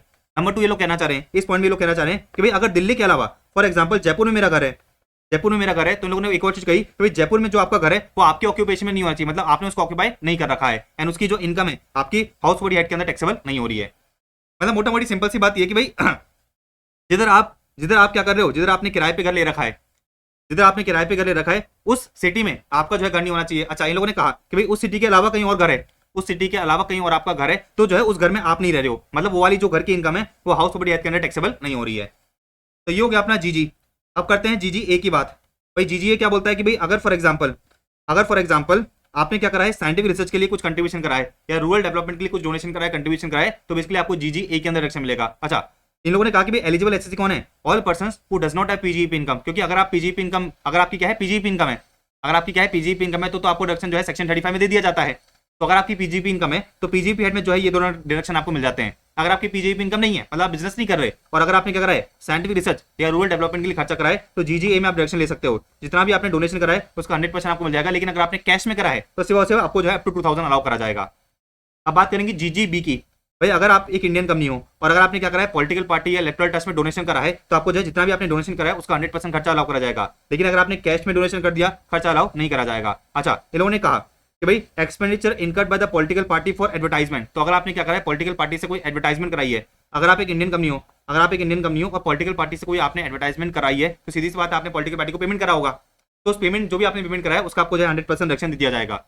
तो expenditure incurred by the Indian company for advertisement in souvenirs, brochures, pamphlets, newspapers published by the political party is also eligible. अच्छा, अगर आपने क्या करा है कंट्रीब्यूशन करा है किसी ऐसे पर्सन को, देखो अगर आपने क्या करा है कंट्रीब्यूशन करा है किसी ऐसे पर्सन को जो क्या करेगा उस पॉलिटिकल पार्टी के इंटरेस्ट को प्रमोट करेगा, तो भी आपको डिडक्शन अलाउ कर दिया जाएगा। भाई डोनेशन या payment given by the company to a person for carrying on any activity which is likely to affect the political support for a political party is also eligible. तो अगर आप एक Indian company हो तो आपको जो है GGB के अंदर मिलेगा। अच्छा, इन लोगों ने कहा एक आता है सेक्शन GGC, इसके अंदर क्या होता है कि भाई any person other than Indian company ने क्या करा है पॉलिटिकल पार्टी या फिर इलेक्टोरल ट्रस्ट को जो है कुछ डोनेशन कराया, तो बेसिकली GGC के अंदर डिडक्शन अलाउ कर दिया जाएगा। अच्छा, वही बात कि भाई कैश में कराया तो अलाउ नहीं होगा। अच्छा, अगर आप एक लोकल अथॉरिटी हो, अच्छा आर्टिफिशियल जुडिशियल पर्सन हो या फिर हाँ ठीक है, तो अगर आप एक लोकल अथॉरिटी हो या फिर अगर आप आर्टिफिशियल जुडिशियल पर्सन हो विच इज होल्डली या पार्टली फंडेड बाय गवर्नमेंट, तो आपको जो है खर्चा अलाउ नहीं करा जाएगा। अच्छा, ध्यान रखना है सबसे इंपॉर्टेंट चीज है कि भाई ये जो एडवर्टाइजमेंट वाली चीज है ना वो इधर जो है एप्लीकेबल नहीं है। तो अगर एडवर्टाइजमेंट आपने पॉलिटिकल पार्टी से एडवर्टाइजमेंट कराया तो सिर्फ इंडियन कंपनी को खर्चा अलाउ करा जाता है। अच्छा, इंडियन कंपनी के अलावा किसी पर्सन ने अगर पॉलिटिकल पार्टी से एडवर्टाइजमेंट कराई है तो ये वाला खर्चा अलाउ नहीं होता। ये बहुत इंपॉर्टेंट है भाई। ये हो गया अपना आगे बढ़ते हैं। ये हो गया अपना GGC। अब थोड़ा जो है अपन आगे बढ़ते हैं। कौन सा सेक्शन बचता है, अपना लास्ट सेक्शन बचता है ATG। इस ATG के बाद अपन क्या करेंगे, इनकम बेस्ड डिडक्शंस को जो है चालू करेंगे। आ जाओ देखो ATG क्या बोलता है। अगर आपने डोनेशन करा है, कोई भी पर्सन अगर क्या करता है डोनेशन करता है, तो ATG के अंदर उसको जो है डिडक्शन मिलेगा। अच्छा, नो डिडक्शन अलाउड अगर डोनेशन इन कैश एक्सीडिंग 2000, तो अगर आपने 2000 से ज्यादा का, अगर आपने क्या करा है 2000 से ज्यादा का कैश में डोनेशन करा है, तो बेसिकली आपको जो है डोनेशन का खर्चा अलाउ नहीं करा जाएगा। तो बेसिकली कैश में डोनेशन अप टू 2000 तक ही अलाउड है। अच्छा, अगर आपने डोनेशन काइंड में करा है तो भी जो है आपको डिडक्शन नहीं मिलेगा। अब बात करते हैं कौन कौन से डोनेशन की बात कर रहे हैं। तो देखो समझना मेरी बात, 2 तरह के डोनेशन होते हैं। एक होता है donations without any qualifying limit और एक होता है donation subject to qualifying limit. अच्छा, विदाउट एनी क्वालिफाइंग लिमिट का मतलब क्या है कि भाई आंख बंद करके जो है आपको क्या मिलेगा, आंख बंद करके आपको जो है डिडक्शन दिया जाएगा। तो देखो अगर आपने क्या करा है prime minister drought relief fund में जो है कुछ डोनेशन कराए, तो जितना भी आपने डोनेशन कराए उसका 50% आपको जो है आंख बंद करके डिडक्शन मिल जाएगा। अच्छा, तो मैंने क्या बताया आपको कि 2 तरह के डोनेशन होते हैं, एक होता है विदाउट क्वालिफाइंग लिमिट और एक होता है विद क्वालिफाइंग लिमिट। अच्छा, विदाउट एनी क्वालिफाइंग लिमिट में भी जो है 2 चीज आती हैं। विदाउट एनी क्वालिफाइंग लिमिट में भी जो है 2 चीज आती हैं, जो भी आपने डोनेशन कराया उसका 50% या जो भी आपने डोनेशन कराया उसका 100%। अच्छा मेरी बात सुनो, मैंने आपको क्या बताया कि भाई अगर आप क्या करते हो पीएम ड्रॉट लीड फंड में कुछ डोनेशन करते हो तो जितना भी आपने डोनेशन कराया उसका 50% आपको जो है फ्लैट अलाउ कर दिया जाएगा। अच्छा फिर एक आता है donation qualifying for 100% reduction without any qualifying limit. तो सुनो मेरी बात, जो भी डोनेशन यहाँ पे और यहाँ पे कवर नहीं हो रहे वो कहाँ पे कवर हो जाएंगे, इस पॉइंट में कवर हो जाएंगे। ये क्या है, रेसिडुअल कैटेगरी है, ठीक है ना, ये क्या है, रेसिडुअल कैटेगरी है। तो देखो विदाउट एनी क्वालिफाइंग लिमिट जितना भी आपने डोनेशन कराया उसका 50% जो है आपको अलाउ कर दिया जाएगा। ये मैंने आपको पढ़ा दिया। अब पढ़ेंगे अपन सब्जेक्ट टू क्वालिफाइंग लिमिट। पहले अपन पढ़ लेते हैं सब्जेक्ट टू क्वालिफाइंग लिमिट, फिर मैं आपको समझा दूंगा कि क्वालिफाइंग लिमिट का मतलब क्या है। देखो donation qualifying for 50% reduction subject to qualifying limit. तो देखो अगर आपने क्या करा है, अगर आपने डोनेशन करा है किसी इंस्टीट्यूशन या फंड को जो चैरिटेबल पर्पस के लिए क्या है एस्टैब्लिश्ड है, तो जितना भी आपने डोनेशन करा है उसका आपको 50% रिडक्शन मिलेगा सब्जेक्ट टू क्वालिफाइंग लिमिट। अच्छा क्वालिफाइंग लिमिट का मतलब क्या है, सब्जेक्ट टू क्वालिफाइंग लिमिट का मतलब क्या है, मैं आपको समझाता हूँ। अच्छा फिर देखो अगर आपने डोनेशन करा है for renovation repair of temple या चर्च एक्सेट्रा तो आपको जो है इस हेड के अंदर क्या मिलेगा, रिडक्शन मिलेगा। अच्छा डोनेशन करा है for promoting the interest of minority community. अच्छा डोनेशन करा है to charitable purpose other than promotion of family planning, क्योंकि फैमिली प्लानिंग वाला पॉइंट नीचे आ रहा है। अच्छा अगर आपने डोनेशन करा है for the purpose of satisfying the need for housing accommodation, या फिर अगर आपने डोनेशन करा है किसी अथॉरिटी को for the purpose of planning development या फिर improvement of city town villages etcetera, तो ये वाले जो खर्चे हैं, ये वाले जो डोनेशन हैं, ये वाले जो डोनेशन हैं आपको जो है 50% अलाउ कर जाते हैं सब्जेक्ट टू क्वालिफाइंग लिमिट। फिर एक आता है आपका head donation qualifying for 100% reduction subject to qualifying limit. तो देखो अगर आपने क्या करा है प्रमोटिंग फैमिली प्लानिंग के लिए डोनेशन करा है तो बेसिकली आपको जो है इधर रिडक्शन दिया जाएगा। अच्छा डोनेशन करा है donation by the company to the Indian Olympic association, तो आपको क्या मिलेगा, 100% मिलेगा रिडक्शन, लेकिन सब्जेक्ट टू क्वालिफाइंग लिमिट। अब सुनो मेरी बात, जो भी डोनेशन यहाँ पे और यहाँ पे कवर नहीं हो रहे, मतलब जो भी डोनेशन इस पॉइंट में, इस पॉइंट में और इस पॉइंट में कवर नहीं हो रहे, वो रेसिडुअल कैटेगरी में कवर हो जाएंगे। इसका मतलब क्या है, इसका मतलब ये कि भाई आंख बंद करके जितना भी आपने डोनेशन करा है उसका 100% अलाउ कर दिया जाएगा। तो देखो इन दोनों में तो कोई दिक्कत नहीं है, इसमें और इसमें कोई भी दिक्कत नहीं है। कैसे दिक्कत नहीं है भाई, यहाँ पे क्या होता है जितना भी आपने डोनेशन करा है उसका 50% आंख बंद करके आपको अलाउ कर दिया जाएगा। यहाँ पे आपने जितना भी डोनेशन करा है उसका आंख बंद करके 100% अलाउ कर दिया जाएगा। अब बात करेंगे इधर की कि भाई ये क्वालिफाइंग लिमिट क्या है, ये क्वालिफाइंग लिमिट क्या है। अच्छा सबसे पहले अपन बात करते हैं भाई क्वालिफाइंग लिमिट निकलती कैसे है, क्वालिफाइंग लिमिट निकलती कैसे। तो उससे पहले आपको क्या करना पड़ेगा, उससे पहले जो है आपको एडजस्टेड टोटल इनकम निकालना पड़ेगा। एडजस्टेड टोटल इनकम कैसे निकालोगे समझना भाई, आप क्या करोगे, एसएससी की जीटीआई को पकड़ोगे, ग्रॉस टोटल इनकम को पकड़ोगे, उसमें से अपन क्या करेंगे, उसमें से अपन 111A 112 एंड 112A वाले कैपियंस को लेस कर देंगे। अच्छा जिस इनकम पे आपका टैक्स नहीं लग रहा उसको भी लेस कर देंगे। अच्छा सेक्शन 115 AB AC AD और 115 D की इनकम को भी अपन क्या कर देंगे, लेस कर देंगे। अच्छा चैप्टर 6 के सारे डिडक्शंस को लेस कर देंगे एक्सेप्ट ETG, तो आपको क्या मिल जाएगा, आपको जो है एडजस्टेड टोटल इनकम मिल जाएगा। बात समझ आई कोई दिक्कत नहीं है ना। तो सुनो मेरी बात, मैंने आपको क्या बताया कि आपने को जो है क्वालिफाइंग लिमिट निकालने के लिए सबसे पहले क्या करना पड़ेगा, क्वालिफाइंग लिमिट निकालने के लिए सबसे पहले आपको जो है एडजस्टेड टोटल इनकम निकालनी पड़ेगी। एडजस्टेड टोटल इनकम कैसे निकालोगे भाई, एसएससी की जीटीआई को पकड़ोगे, ये वाले कैबियंस को लेस कर देना और ये वाली इनकम को लेस कर देना, जिस इनकम पे टैक्स नहीं लग रहा उसको लेस कर देना, चैप्टर 6 के सारे डिडक्शंस को लेस कर देना एक्सेप्ट ETG, तो आपको जो है एडजस्टेड टोटल इनकम मिल जाएगी। अब सुनो एडजस्टेड टोटल इनकम का 10% पकड़ना, एडजस्टेड टोटल इनकम का 10% निकालना, ठीक है ना। तो आपने क्या करना है, एडजस्टेड टोटल इनकम का 10% निकालना है। For example adjusted total income का 10% कितना निकल के आ रहा है, for example adjusted total income का 10% निकल के आ रहा है 17,000 का, ठीक है। फिर आपको क्या करना है, total donation which is subject to qualifying limit पकड़ना है। तो अपन अज्यूम करते हैं कि भाई इस कैटेगरी में, अपन अज्यूम करते हैं कि भाई इस कैटेगरी में आपने जो है टोटल डोनेशन करे 15,000 के, और इस कैटेगरी में आपने टोटल डोनेशन करे कितने के, 10,000 के। तो donation subject to qualifying limit total कितना है, 25,000 है। तो मैंने क्या करा, मैंने जो है total donation which is subject to qualifying limit कितना है, total donation which is subject to qualifying limit है 25,000। अच्छा विचर इज लोअर पकड़ा, विचर इज लोअर पड़ा, कितना आया, यह निकल के आया आपका 17,000। मतलब आपकी क्वालिफाइंग लिमिट कितनी निकल के आई, आपकी क्वालिफाइंग लिमिट निकल के आई 17,000 की। तो आपकी क्वालिफाइंग लिमिट कितनी निकल के आ गई, देखो मैं लिख लेता हूं, आपकी क्वालिफाइंग लिमिट निकल के आ गई 17,000 की, ठीक है ना। मतलब बेसिकली मैक्सिमम आपको जो है 17,000 का क्या मिलेगा, 17,000 का जो है डिडक्शन मिलेगा। ये क्या है, क्वालिफाइंग लिमिट है। अच्छा अब किस तरह से डिडक्शन लेंगे अपन, किस तरह से डिडक्शन लेंगे, तो सबसे पहले क्या करोगे, ये जो क्वालिफाइंग लिमिट निकल के आई ना, इसमें से ये 100% वाले लेस कर दोगे। ये क्या करोगे, 100% वाले लेस कर दोगे। तो देखो क्या देखा है, donation qualifying for 100% deduction subject to qualifying limit कितना है, 10,000 है। तो इस 10,000 का आपको जो है 100% डिडक्शन दिया जाएगा। तो सुनो मेरी बात जो है बड़े ध्यान समझना, 10,000 का तो क्या होगा, 10,000 का तो आपको जो है 100% डिडक्शन मिल जाएगा। तो 17,000 में से 17,000 आपकी क्या निकल के आई थी, क्वालिफाइंग लिमिट निकल के आई थी। इसमें से अपन ने क्या करा, 10,000 तो वो वाले ले लिए जो सब्जेक्ट टू 100% थे। अच्छा अब अपनी लिमिट कितनी बची, अपनी जो है लिमिट बची कितनी, अपनी लिमिट बची है 7,000 की, ठीक है ना। अपनी जो लिमिट बची है 7,000 की है। अच्छा ये 7,000 की लिमिट किस पे अप्लाई हो रही है, ये 50% वाले पे अप्लाई हो रही है। सुनो मेरी बात, 50% के आपने टोटल जो है आपने डोनेशन कितने करें, 15,000 करें हैं। लेकिन 15,000 में से अलाउ कितने होंगे, सिर्फ 7,000 अलाउ होंगे। अच्छा, लेकिन ये 7,000 का भी क्या होगा, 50% ये आपको जो है अलाउ करा जाएगा। मेरी बात समझ में आई? तो कितना अलाउ होगा, ये अलाउ होगा पर 3500।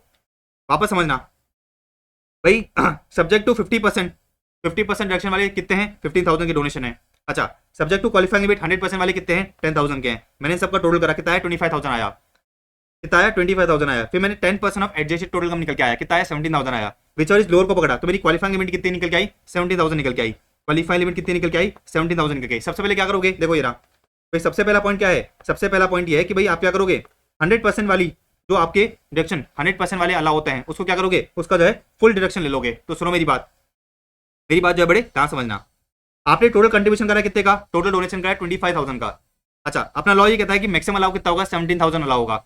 अच्छा, 17,000 में सबसे पहले क्या करोगे, सबसे पहले जो है ये जो 100% डिडक्शन अलाउ हो रहा है ना, जितना भी आपने डोनेशन करा है, जो आपका 100% अलाउ रहा है उसको लेस कर दोगे।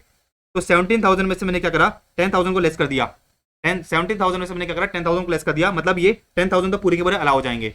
अच्छा, 17,000 में से 10,000 चला गया, बचा कितना, 7,000। तो लिमिट कितनी बची है, लिमिट आपकी बची 7,000 की। अच्छा भाई, ये वाला तो मैंने क्या करा, पूरा पूरा डिडक्शन ले लिया। अब सुनो, आपने जो है बेसिकली ये वाले जो इस कैटेगरी के जो डोनेशन है वो कितने के करें, 15,000 के करें, लेकिन अलाउ कितने होंगे, सिर्फ 7,000 अलाउ होंगे। तो 15,000 में से सिर्फ क्या करे जाएंगे, 7,000 अलाउ करे जाएंगे। लेकिन ये जो 7,000 अलाउ करे जाएंगे, ये जो 7,000 अलाउ करे जाएंगे, क्या पूरे अलाउ करे जाएंगे, क्या पूरे अलाउ नहीं करे जाएंगे, इसका सिर्फ 50% अलाउ होगा। तो 7,000 का 50% कितना होता है, 3500। तो 80G में आपको जो है टोटल डिडक्शन कितने का मिलेगा, 10,000 प्लस 3500, 13,500 का जो है आपको टोटल डिडक्शन दिया जाएगा। तो आपने कंट्रीब्यूशन कराया, डोनेशन कराया 25,000 का, लेकिन अलाउ कितना होगा, सिर्फ 13,500 ही अलाउ होगा। तो ये तो देखा अपन ने 80G, ठीक है। अच्छा मेरी बात सुनो, अगर आप क्या करते हो, किसी चैरिटेबल पर्पज के लिए, किसी ट्रस्ट को डोनेशन करते हो, तो कहाँ पे जो है अलाउ होता है, इस वाले पर्टिकुलर कैटेगरी में अलाउ होता है। नीचे इन लोगों ने क्या दे रखा है, इन लोगों ने कुछ कैटेगरीज दे रखी है, मतलब इन लोगों ने कुछ कंडीशन दे रखी है। क्या कंडीशन दे रखी है समझना भाई, अगर आपने क्या करा है, किसी इंस्टीट्यूशन या ट्रस्ट को डोनेशन करा है फॉर चैरिटेबल पर्पज, तो आपको जो है 80G में डिडक्शन अलाउ होगा। कंडीशन क्या है कि भाई ये जो आपका ट्रस्ट है, और ये जो आपका इंस्टीट्यूशन है, ठीक है ना, इसको कुछ कंडीशन फुलफिल करनी पड़ेगी। अच्छा, ये जो कंडीशन है ना, आपको पढ़ने की जरूरत नहीं है, ये जो कंडीशन है ना, आपको पढ़ने की जरूरत नहीं है। जो मेरा रेगुलर बैच होता है वहां पे तो मैं ये सारी चीजें पढ़ा देता हूँ, लेकिन क्योंकि आपका क्या है, ये रिविजन है, यहाँ पे जो आपको पढ़ने की जरूरत नहीं है। एग्जाम में जो है ये बिल्कुल भी आपका टेस्ट करने वाला नहीं है। तो एग्जाम में तो जो है आपका 80G भी टेस्ट नहीं होता, ये 80G तो है इंटर लेवल में टेस्ट होता है, लेकिन क्योंकि आपने कोर्स में दे रखा था तो मैंने आपको बता दिया। अच्छा, ये जो चीज है ना, ये जो चीज है आपके एग्जाम के लिए बिल्कुल भी रेलेवेंट नहीं है।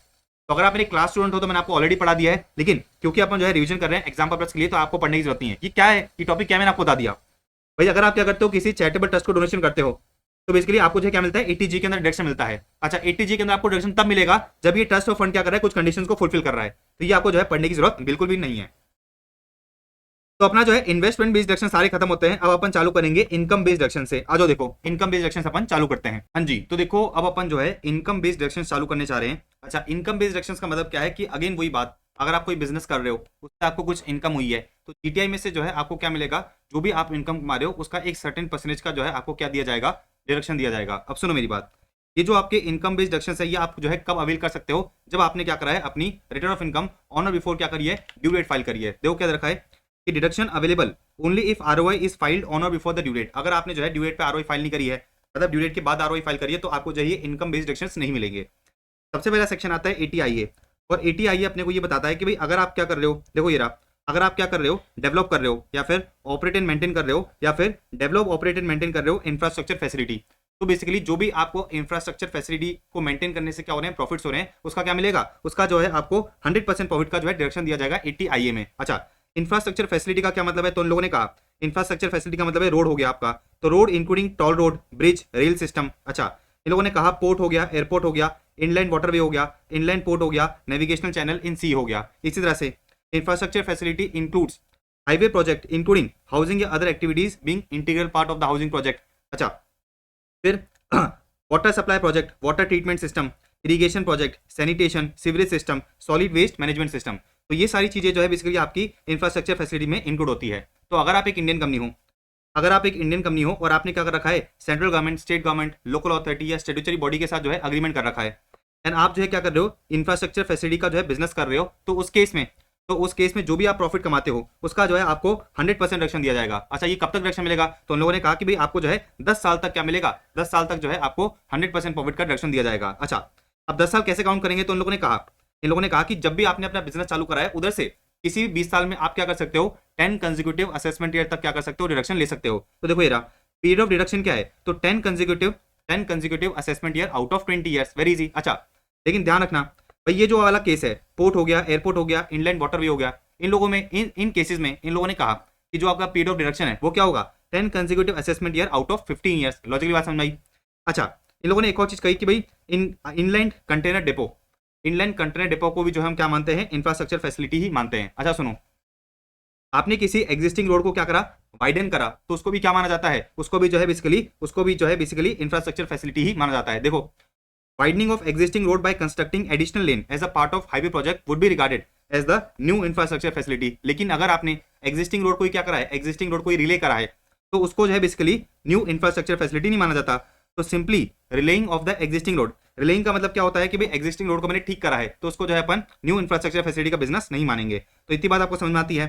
तो अगर आप क्या कर रहे हो, ये वाले बिजनेसेस कर रहे हो, तो आपको जो है जो भी आपके प्रॉफिट है उसका 100% डिडक्शन मिलेगा। पीरियड ऑफ डिडक्शन मैंने आपको बता दिया, पीरियड ऑफ डिडक्शन मैंने आपको बता दिया। अच्छा इसी तरह से अगर आप क्या कर रहे हो, देखो अगर आप जो है जनरेट कर रहे हो या फिर जनरेट एंड डिस्ट्रीब्यूट कर रहे हो पावर को, या फिर आप अंडरटेक करते हो substantial renovation and modernisation of the existing network of transmission या फिर डिस्ट्रीब्यूशन लाइन, तो उस केस में अगेन वही बात, उस केस में जो है अगेन वही बात, जो भी आपका प्रॉफिट है उसका जो है आपको 100% डिडक्शन दिया जाएगा। देखो ये रहा। अच्छा पीरियड ऑफ डिडक्शन क्या होगा, तो 10 consecutive assessment year out of 15 years. तो अगर आप जो है ये वाले बिजनेसेस कर रहे हो, तो जब भी आप इनकॉर्पोरेट हुए हो उधर से 15 साल में, उधर से जो है 15 साल में किसी भी 10 लगातार साल तक आप क्या कर सकते हो, अपने प्रॉफिट का 100% डिडक्शन ले सकते हो अंडर 80IA। अच्छा सब्सटेंशियल रिनोवेशन, सब्सटेंशियल रिनोवेशन का मतलब क्या है, तो उन लोगों ने कहा कि भाई जो भी आपका एग्जिस्टिंग प्लांट मशीनरी है, ठीक है ना, जो भी आपका क्या है एग्जिस्टिंग प्लांट मशीनरी है, वो जो है आप क्या करा है, उसने वो जो है आपने एक्सपैंड करा है। तो देखो क्या दे रखा है कि भाई सब्सटेंशियल रिनोवेशन एंड मॉडर्नाइजेशन का मतलब क्या है कि increase in plant and machinery in the network of transmission या डिस्ट्रीब्यूशन लाइंस बाय एटलीस्ट 50%। जो आपकी एग्जिस्टिंग है, जो आपकी क्या है एग्जिस्टिंग प्लांट एंड मशीनरी है, उसका एटलीस्ट 50% से आप जो है क्या कर रहे हो, नई प्लांट एंड मशीनरी लेके आ रहे हो। इतनी बात समझ में आई। तो एलिजिबल बिजनेस नंबर 1, तो ये वाले बिजनेसेस करते हो तो 80IA में आपको डिडक्शन मिलेगा। इसी तरह से ये वाले बिजनेसेस कर रहे हो तो आपको जो है अगेन 80IA में डिडक्शन दिया जाएगा। इसी तरह से अगर आप क्या कर रहे हो, डेवलप कर रहे हो या फिर डेवलप एंड ऑपरेट कर रहे हो या फिर मेंटेन ऑपरेट कर रहे हो एक इंडस्ट्रियल पार्क को, तो अगेन 100% प्रॉफिट का आपको क्या मिलेगा, डिडक्शन मिलेगा। तो देखो ये रहा पीरियड ऑफ डिडक्शन क्या है, 10 consecutive assessment year out of 15 years, कोई दिक्कत नहीं है। तो आपको जो है 80IA के बिजनेस से समझ में आया क्या। अच्छा अब अदर पॉइंट्स की बात करते हैं।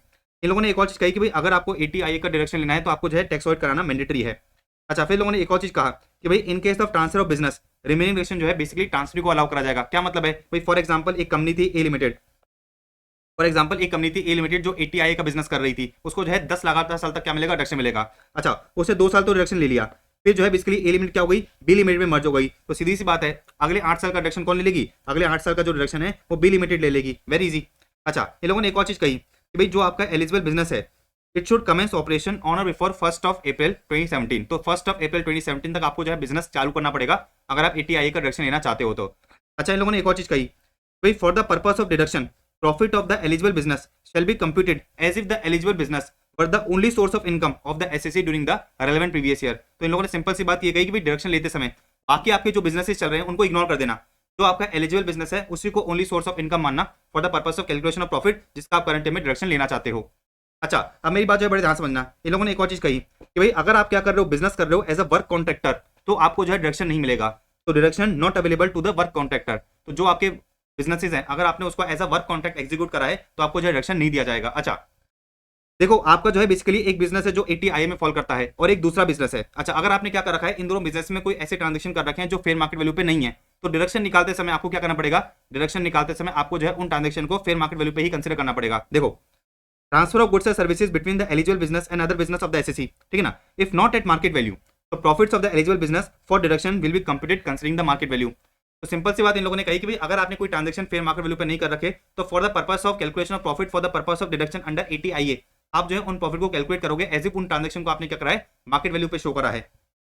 हाँ।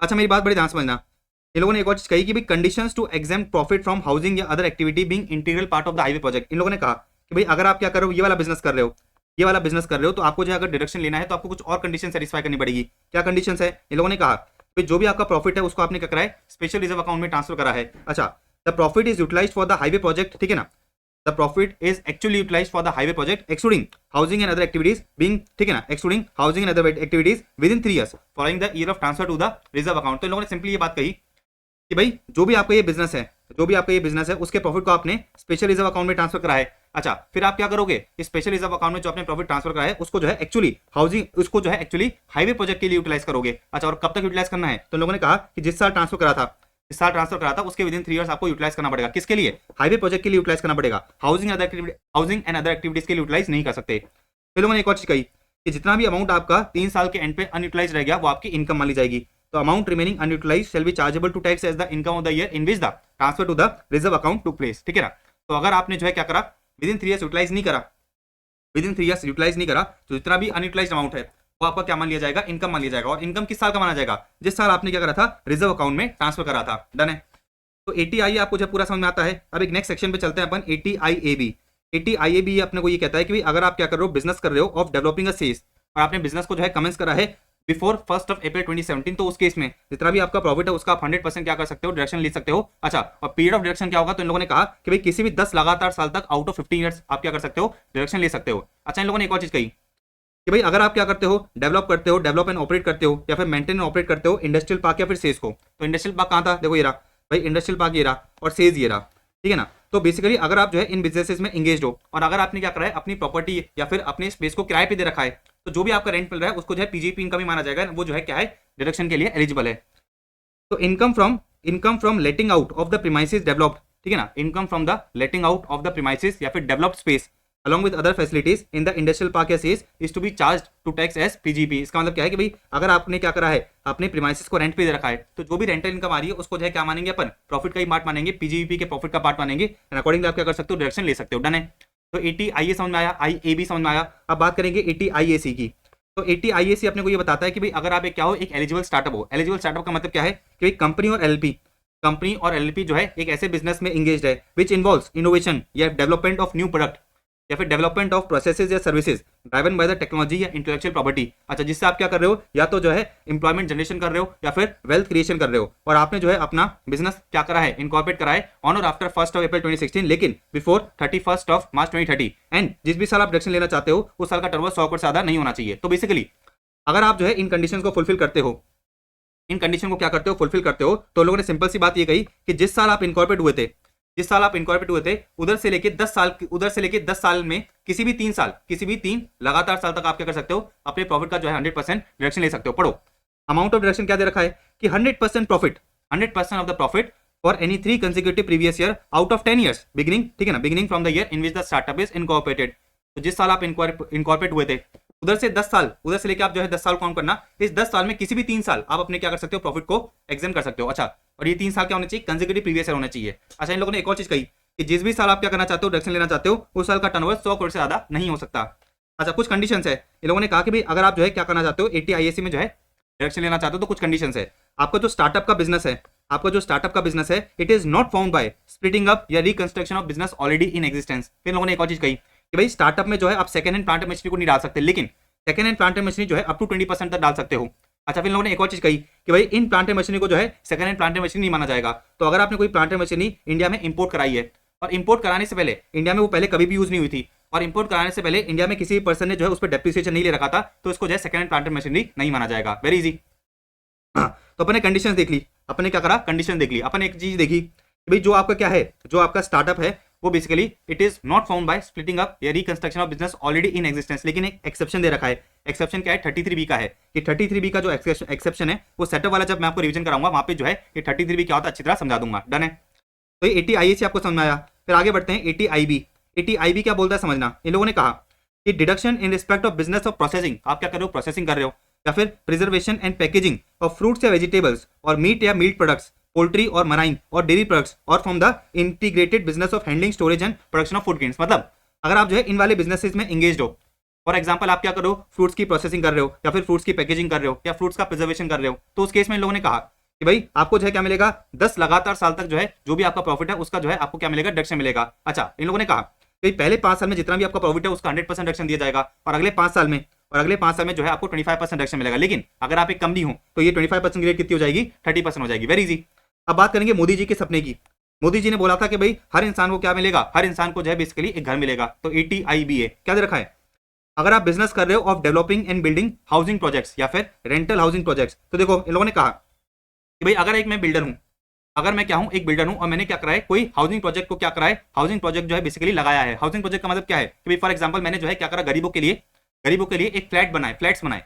अच्छा, मतलब क्या करा मैंने, गरीबों के लिए एक बिल्डिंग खड़ी करी, उस बिल्डिंग में 100 फ्लैट्स हैं, उस बिल्डिंग में क्या है 100 फ्लैट्स है। अच्छा, अब मैं क्या करता हूँ, इन फ्लैट्स को जो है गरीबों को बेचता हूँ, और जो मुझे प्रॉफिट होगा, जो भी मुझे क्या होगा प्रॉफिट होगा, उसका मैं क्या कर सकता हूँ, ATIBA में डायरेक्शन ले सकता हूँ। अच्छा, ऐसा जो है सरकार ने बिल्डर को इंसेंटिव क्यों दिया, ताकि बिल्डर्स क्या कर सके, गरीबों के लिए घर बना सके, और जिन लोगों के पास घर नहीं है वो क्या कर सके, घर को जो है अफोर्ड कर सके और खुद का जो है घर खरीद सके। अब सुनो, ये जो प्रोजेक्ट है भाई ATIBA में अगर बिल्डर को डायरेक्शन लेना है तो उसका जो प्रोजेक्ट है वो कब अप्रूव होना चाहिए। तो उन लोगों ने कहा कि project is approved by the complaint authority after 1 जून 2016 लेकिन बिफोर 31 मार्च 2022। ठीक है ना। तो इन लोगों ने सिंपल सी बात ये गई कि जो आपका प्रोजेक्ट है इस दौरान अप्रूव होना चाहिए, तभी जो है बिल्डर क्या कर सकता है, अपने प्रॉफिट का डायरेक्शन ले सकता है। अच्छा, जो आपका प्रोजेक्ट है वो कंप्लीट हो जाना चाहिए within 5 years from the date of approval. तो जिस दिन सरकार से प्रोजेक्ट का आपको अप्रूवल मिल गया है उसके विद इन 5 years तक बिल्डर को क्या करना पड़ेगा, घर बनाना पड़ेगा। अच्छा, इन लोगों ने कहा कि भाई अगर फॉर एग्जांपल बिल्डर ने क्या करा है, 2 बार अप्रूवल लिया है, तो जो आपकी 5 years की डेट है वो कहां से काउंट करी जाएगी, डेट ऑफ फर्स्ट अप्रूवल से काउंट करी जाएगी। पढ़ना, however in case where the approval of housing project is obtained more than once,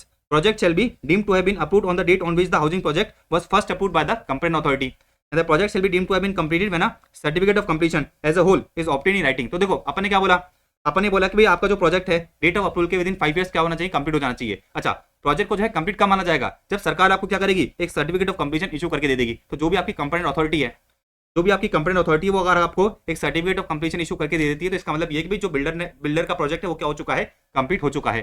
अच्छा, हम लोगों ने एक और चीज कही अपना लॉ एक और चीज कहता है कि भाई देखो हम बिल्डर को चाहते हैं, हम बिल्डर को ये कह रहे हैं कि बिल्डर आप क्या करो, लोगों के लिए घर बनाओ, लोगों के लिए क्या कराओ, घर बनाओ। तो जो अपना लॉ है उसने ये कह दिया कि भाई देखो ये जो आपका प्रोजेक्ट है ना इसमें आप क्या बनाओगे, घर बनाओगे। अच्छा, इसमें एक रेस्ट्रिक्शन डाल दिया कि carpet area of shops and other commercial establishments included in the housing project is up to 3% of the aggregate carpet area. तो जो भी आपका एग्रीगेट कारपेट एरिया है उसका मैक्सिमम 3% क्या हो सकता है, कमर्शियल एस्टैब्लिशमेंट हो सकते हैं। तो आपने देखा होगा कि जो भी सोसाइटी होती है वहां पे जो है नीचे छोटी मोटी शॉप्स होती है ना, तो इन लोगों ने सिंपल सी बात ये कही कि भाई जो भी ये प्रोजेक्ट है इसके अंदर जो आपके शॉप्स है या कमर्शियल एस्टैब्लिशमेंट्स है उनका carpet area total carpet area के अप टू 3% में होना चाहिए। मतलब बाकी 97% में क्या हुआ, एक्चुअल में घर बनेंगे, और वो घर किसको जाएंगे, गरीबों को जाएंगे। अच्छा, इन लोगों ने एक और चीज कही कि भाई इन लोगों ने जो है एक और चीज कही कि location of the housing project, भाई फॉर एग्जांपल अगर बिल्डर क्या कर रहा है, चेन्नई, दिल्ली, कोलकाता या मुंबई के अंदर हाउसिंग प्रोजेक्ट लगा रहा है, तो इन लोगों ने सिंपल सी बात ये कही कि size on the plot of land on which the project is located. तो सिंपल सी बात ये है कि जो आपका प्रोजेक्ट है वो एटलीस्ट 1000 स्क्वायर मीटर का होना चाहिए।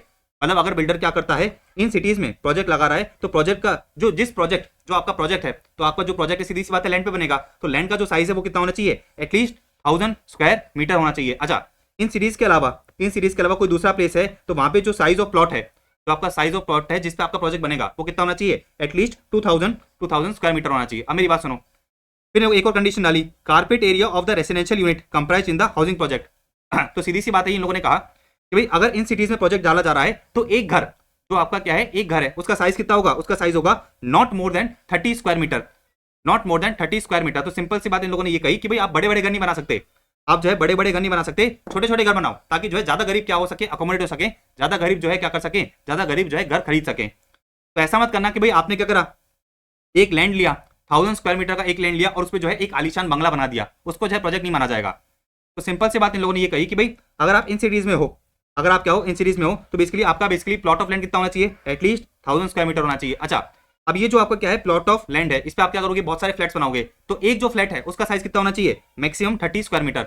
अच्छा, इन सीरीज में कितना होगा, मैक्सिमम 60 स्क्वायर मीटर। फिर आगे बढ़ते हैं, percentage of floor area ratio to be utilise by the project. तो इन सिटीज में जो है एटलीस्ट आपका 90% क्या होना चाहिए, फ्लोर एरिया यूटिलाइज होना चाहिए। तो देखो क्या रखा है, not less than 90% of the floor area ratio should be utilise by the project. और इन सीरीज में कितना होना चाहिए, इन सीरीज में जो है एटलीस्ट 80% होना चाहिए। तो आप जो है बेसिकली ये वाली चीजें ध्यान रखना, एमसीक्यू में शायद टेस्ट कर सकता है, ये वाली चीज इतने काम की नहीं है, बट अगर आपने मुझसे लेक्चर्स ले रखे हैं तो मैंने क्लास में आपको जो है ये वाली चीज एग्जाम्पल से बताई थी। फिर लोगों ने एक और चीज कही कि SDB of the residential unit जो है 45 लाख से ज्यादा नहीं होनी चाहिए। अच्छा, अगेन वही बात कि भाई वर्क कॉन्ट्रैक्टर को जो है ये डिडक्शन नहीं मिलेगा। अच्छा, वर्क कॉन्ट्रैक्टर को जो है ये डिडक्शन नहीं मिलेगा। अच्छा, अमाउंट ऑफ डिडक्शन क्या है, तो सीधी सी बात है जितना भी आपको प्रॉफिट हो रहा है, बिल्डर को एक साल में जितना भी प्रॉफिट हो रहा है इस प्रोजेक्ट से पूरा का पूरा क्या होगा, पूरा का पूरा का वो डिडक्शन ले सकता है अंडर, ठीक है ना, ATIBA। ठीक है, डन है। अच्छा, फिर आगे बढ़ना, इन लोगों ने एक और चीज कही कि भाई where a residential unit in the housing project is allotted to an individual, no other residential unit in the housing project shall be allotted to the individual or spouse या माइनर चाइल्ड। मतलब एक गरीब के पास एक ही घर होना चाहिए। तो सिंपल सी बात यह है कि भाई ऐसा ना हो कि भाई एक प्रोजेक्ट में एक दो घर मैंने ले लिया, अच्छा, और एक घर जो है मेरी बीवी ने ले लिया। तो मोटा मोटी इन लोगों ने ये कहा कि भाई एक हाउसिंग प्रोजेक्ट में एक फैमिली के पास एक ही घर होना चाहिए, ताकि जो है ज्यादा से ज्यादा गरीब लोगों को क्या मिल सके, हाउसिंग प्रोजेक्ट में जो है घर मिल सके। तो where a residential unit is in the housing project is allotted to an individual, तो एक इंडिविजुअल को एक बार घर अलॉट हो चुका है तो दूसरा घर उसी हाउसिंग प्रोजेक्ट में जो है उस इंडिविजुअल को अलॉट नहीं हो सकता, उसकी वाइफ को भी अलॉट नहीं हो सकता, उसके माइनर चाइल्ड को भी अलॉट नहीं हो सकता।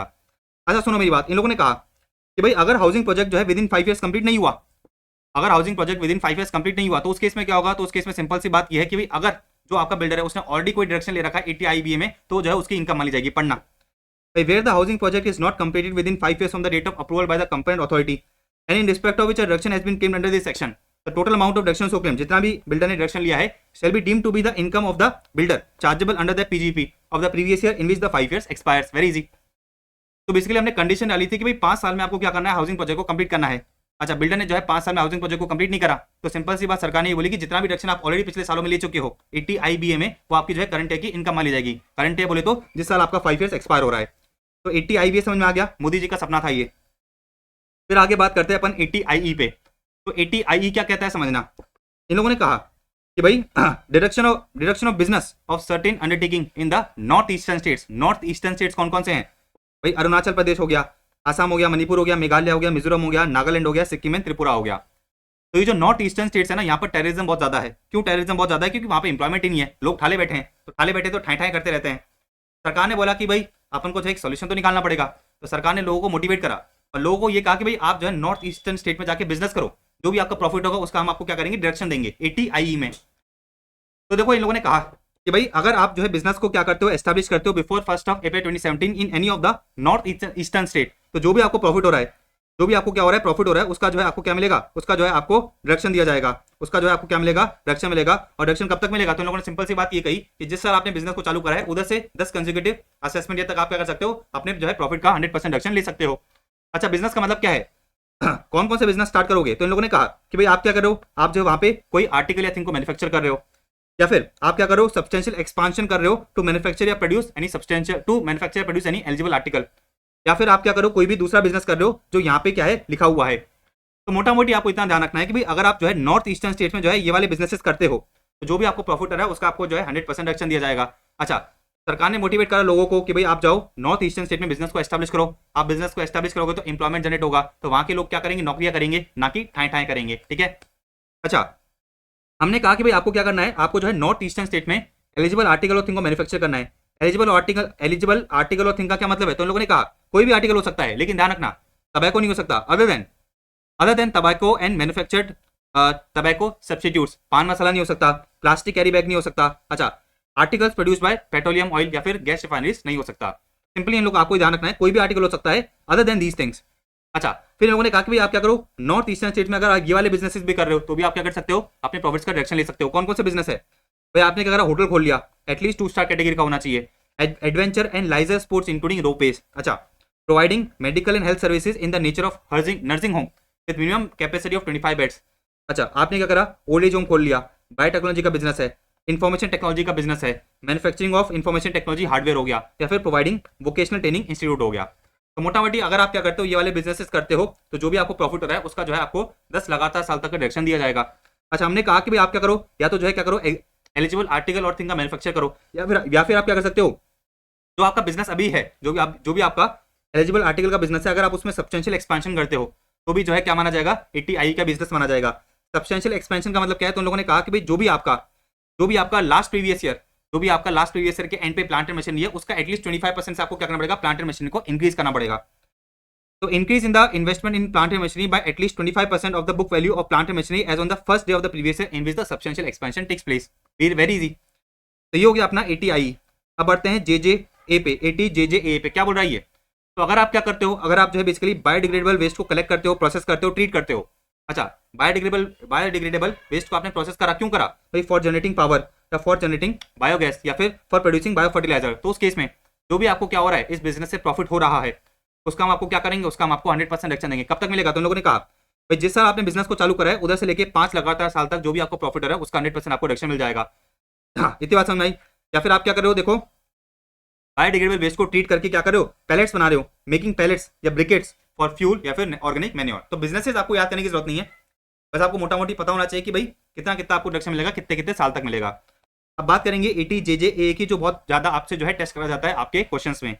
तो ATJJAA अपने को ये बोलता है कि भाई अगर आप बिजनेस कर रहे हो और आप पे जो है टैक्स ऑडिट अप्लाई हो रहा है एंड अगर आप नए इंप्लॉयज को हायर करते हो तो उस केस में जो भी नए इंप्लॉयज का जो है क्या है टोटल एमिलिमेंट्स है उसका जो है आपको 30% रिडक्शन मिलेगा 3 साल तक। तो अमाउंट ऑफ रिडक्शन क्या है, 30% of the additional employee cost for 3 consecutive years. सरकार ने जो है ये सेक्शन क्यों इंट्रोड्यूस करा, ताकि ज्यादा से ज्यादा लोगों को क्या मिल सके, एम्प्लॉयमेंट मिल सके। अच्छा, एडिशनल एम्प्लॉय कॉस्ट का मतलब क्या है, तो सिंपल सी बात है, total emoluments paid or payable to the new employees. नए एम्प्लॉयज को जितना भी आप टोटल पेमेंट कर रहे हो उसका 30% आपको जो है डिडक्शन दिया जाएगा। अच्छा, इस टोटल पेमेंट में क्या इंक्लूड नहीं होता, देखो क्या दे रखा है भाई, एमिलिमेंट्स। एमिलेंट्स का मतलब क्या है, एमिलेंट्स का मतलब क्या है कि भाई टोटल अमाउंट पे टू द एम्प्लॉय एक्सक्लूडिंग, ये वाली चीज जो है आपकी टोटल पेमेंट्स में इंक्लूड नहीं करी जाएगी। देखो क्या देखा है, एम्प्लॉयर का कंट्रीब्यूशन टू पेंशन फंड या पीएफ फंड जो है आपका इस टोटल एमिलमेंट्स में जो है इंक्लूड नहीं करा जाएगा। तो जो भी आप नए एम्प्लॉयज को टोटल एमिलमेंट्स पे करते हो उसका 30% आपको खर्चा अलाउ करा जाता है, लेकिन टोटल एमिलमेंट्स में क्या इंक्लूड नहीं होगा वो अपन पढ़ रहे हैं। तो एम्प्लॉयर का कंट्रीब्यूशन इंक्लूड नहीं होगा। इसी तरह से any lump sum payment paid or payable to the employee at the time of termination of service retirement जो है वो भी इंक्लूड नहीं करा जाएगा। अच्छा, अब इन लोगों ने कहा कि भाई एडिशनल एम्प्लॉय का मतलब क्या है, एडिशनल एम्प्लॉय का मतलब क्या है, तो सिंपल सी बात इन लोगों ने कही कि भाई एडिशनल एम्प्लॉय का मतलब है जिन भी लोगों को आपने न्यू हायर करा है, लेकिन कौन कौन से एम्प्लॉय का डिडक्शन नहीं दिया जाएगा, तो जिस भी एम्प्लॉय की सैलरी, जिस भी एम्प्लॉय की जो है मंथली सैलरी 25,000 पर मंथ से ज्यादा है उसको जो है उसका जो है डिडक्शन नहीं मिलेगा। इसी तरह से जो भी एम्प्लॉय आरपीएफ में पार्टिसिपेट नहीं करता उसका भी डिडक्शन नहीं मिलेगा। अच्छा, अगर करंट ईयर में जो एम्प्लॉय है वो जो है करंट ईयर में जो एम्प्लॉय है वो लेस देन 240 डेज काम करा है, करंट में जो एम्प्लॉय है, ठीक है ना, वो लेस देन 240 डेज एम्प्लॉय रहा तो जो है उसका डिडक्शन नहीं मिलेगा। ठीक है, मतलब बेसिकली अगर आप जो है एक एम्प्लॉय को हायर करते हो तो वो जो एम्प्लॉय है आपके बिजनेस में करंट ईयर में एटलीस्ट 240 डेज काम कर रहा है। अच्छा, 240 डेज से कम काम कर रहा है तो जो है उसका आपको डिडक्शन नहीं मिलेगा। अच्छा, अगर आपका बिजनेस कौन सा है, अगर आपका बिजनेस अप्रैल का है, फुटवेयर का है या लेदर प्रोडक्ट की मैन्युफैक्चरिंग का है तो 240 की जगह क्या लिमिट हो जाती है, 240 की जगह जो है 150 की लिमिट हो जाएगी। अच्छा, इन लोगों ने एक और चीज कही भाई, फॉर एग्जाम्पल जैसे अपना प्रीवियस लेते हैं 25-26 लेते हैं, करंट में जो है आपने एक एम्प्लॉय को हायर करा जो करंट में सिर्फ 100 डेज काम करा, तो सीधी सी बात है करंट में जो है इस एम्प्लॉय का जो क्या है एमिलिमेंट्स है उसका तो डिडक्शन मुझे नहीं मिलेगा। लेकिन फॉर एग्जांपल अगले साल 26-27 में जो है ये एटलीस्ट 240 डेज या फिर एटलीस्ट 150 डेज काम कर लेता है तो सरकार ने कहा कोई दिक्कत नहीं है। जो आपका बिजनेस है, ठीक है ना, जो आपका क्या है बिजनेस है वो क्या कर सकता है 30% का डिडक्शन ले सकता है फ्रॉम द प्रीवियस ईयर 26-27। अच्छा, मेरी बात बड़ी ध्यान समझना, सरकार ने कंडीशन लगाई कि भाई अगर आप जो है नए एम्प्लॉयज को हायर करते हो तो आपको जो है क्या करना पड़ेगा, एटलीस्ट जो है वो आपके बिजनेस में करंट में 240 डेज काम करेगा। अच्छा, फॉर एग्जाम्पल बिजनेस को क्या करना है, नए एम्प्लॉयज को हायर करना है। फॉर एग्जाम्पल बिजनेस को क्या करना है, नए एम्प्लॉयज को जो है करंट में हायर करना है, लेकिन बिजनेस को पता है भाई करंट में जो है जो वो एम्प्लॉयज को हायर कर रहा है वो 240 डेज की लिमिट को सेटिस्फाई नहीं कर पाएगा, तो बिजनेसेस क्या करते थे, करंट में हायर ही नहीं करते थे। बिजनेसेस सोचते थे हम क्या करेंगे अगले साल हायर करेंगे। सरकार ने बोला ऐसा नहीं करना है, सरकार का जो है इंटेंशन ऐसा नहीं था। सरकार चाहती थी कि ज्यादा से ज्यादा लोगों को क्या मिले, एम्प्लॉयमेंट मिले। तो सरकार ने लोगों को, बिजनेसेस को ये कहा कि देखो बिजनेसेस अगर आपको नए एम्प्लॉयज को हायर करना है ना तो आप करंट में कर लो, भले करंट में जो है 240 या 150 डेज वाली कंडीशन सेटिस्फाई नहीं हो रही, कोई दिक्कत नहीं है, करंट में आपको डिडक्शन नहीं मिलेगा। लेकिन अगर ये एम्प्लॉय क्या करता है अगले साल 240 या 150 डेज की कंडीशन को सेटिस्फाई कर लेता है तो बिजनेस को जो है क्या मिलेगा 30% का डिडक्शन मिल जाएगा फ्रॉम 26-27। पढ़ना, तो लोगों ने कहा कि भाई अगर employee is employed during the previous year for less than 240 days या 150 डेज, ठीक है ना, but is employed for a period of 240 days या 150 days in the immediately succeeding year, मतलब करंट में सेटिस्फाई नहीं कर रहा लिमिट लेकिन अगले साल कर रहा है तो कोई दिक्कत नहीं है। बिजनेसेस को जो 30% का रिडक्शन है वो अगले साल से जो है 3 साल तक मिल जाएगा, कोई दिक्कत नहीं है। आगे बढ़ते हैं, आगे इन लोगों ने कहा कि भाई अगर आपका जो है एग्जिस्टिंग बिजनेस है, अगर आपने क्या करा है एग्जिस्टिंग बिजनेस है और आपने नए एम्प्लॉयज को हायर करा है तो रिडक्शन आपका तभी अलाउ करा जाएगा जब आपने क्या करा है सैलरी को पे करा है इलेक्ट्रॉनिकली। मतलब अगर आप क्या करते हो नए एम्प्लॉयज की सैलरी को कैश पे करते हो, नए एम्प्लॉयज की एमिलिमेंट्स को कैश में पे करते हो तो आपको जो है रिडक्शन नहीं मिलेगा।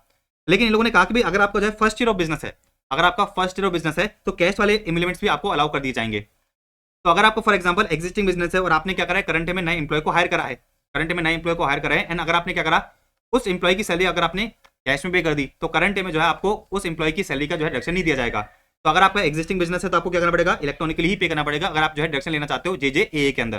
लेकिन अगर आपका पहला साल का बिजनेस है, मतलब फर्स्ट ईयर ऑफ बिजनेस है, तो वहां पे आप क्या कर सकते हो कैश में भी पे कर सकते हो। अच्छा, इन लोगों ने एक और चीज कही कि भाई आपको जो है ATJJA के अंदर डिडक्शन तब मिलेगा जब एक्चुअल में क्या हुए हैं, जब एक्चुअल में नंबर ऑफ एम्प्लॉयज इंक्रीज हुए हैं। फॉर एग्जाम्पल समझना ये प्रीवियस ईयर चल रहा है आपका 25-26 और ये प्रीवियस ईयर है 26-27।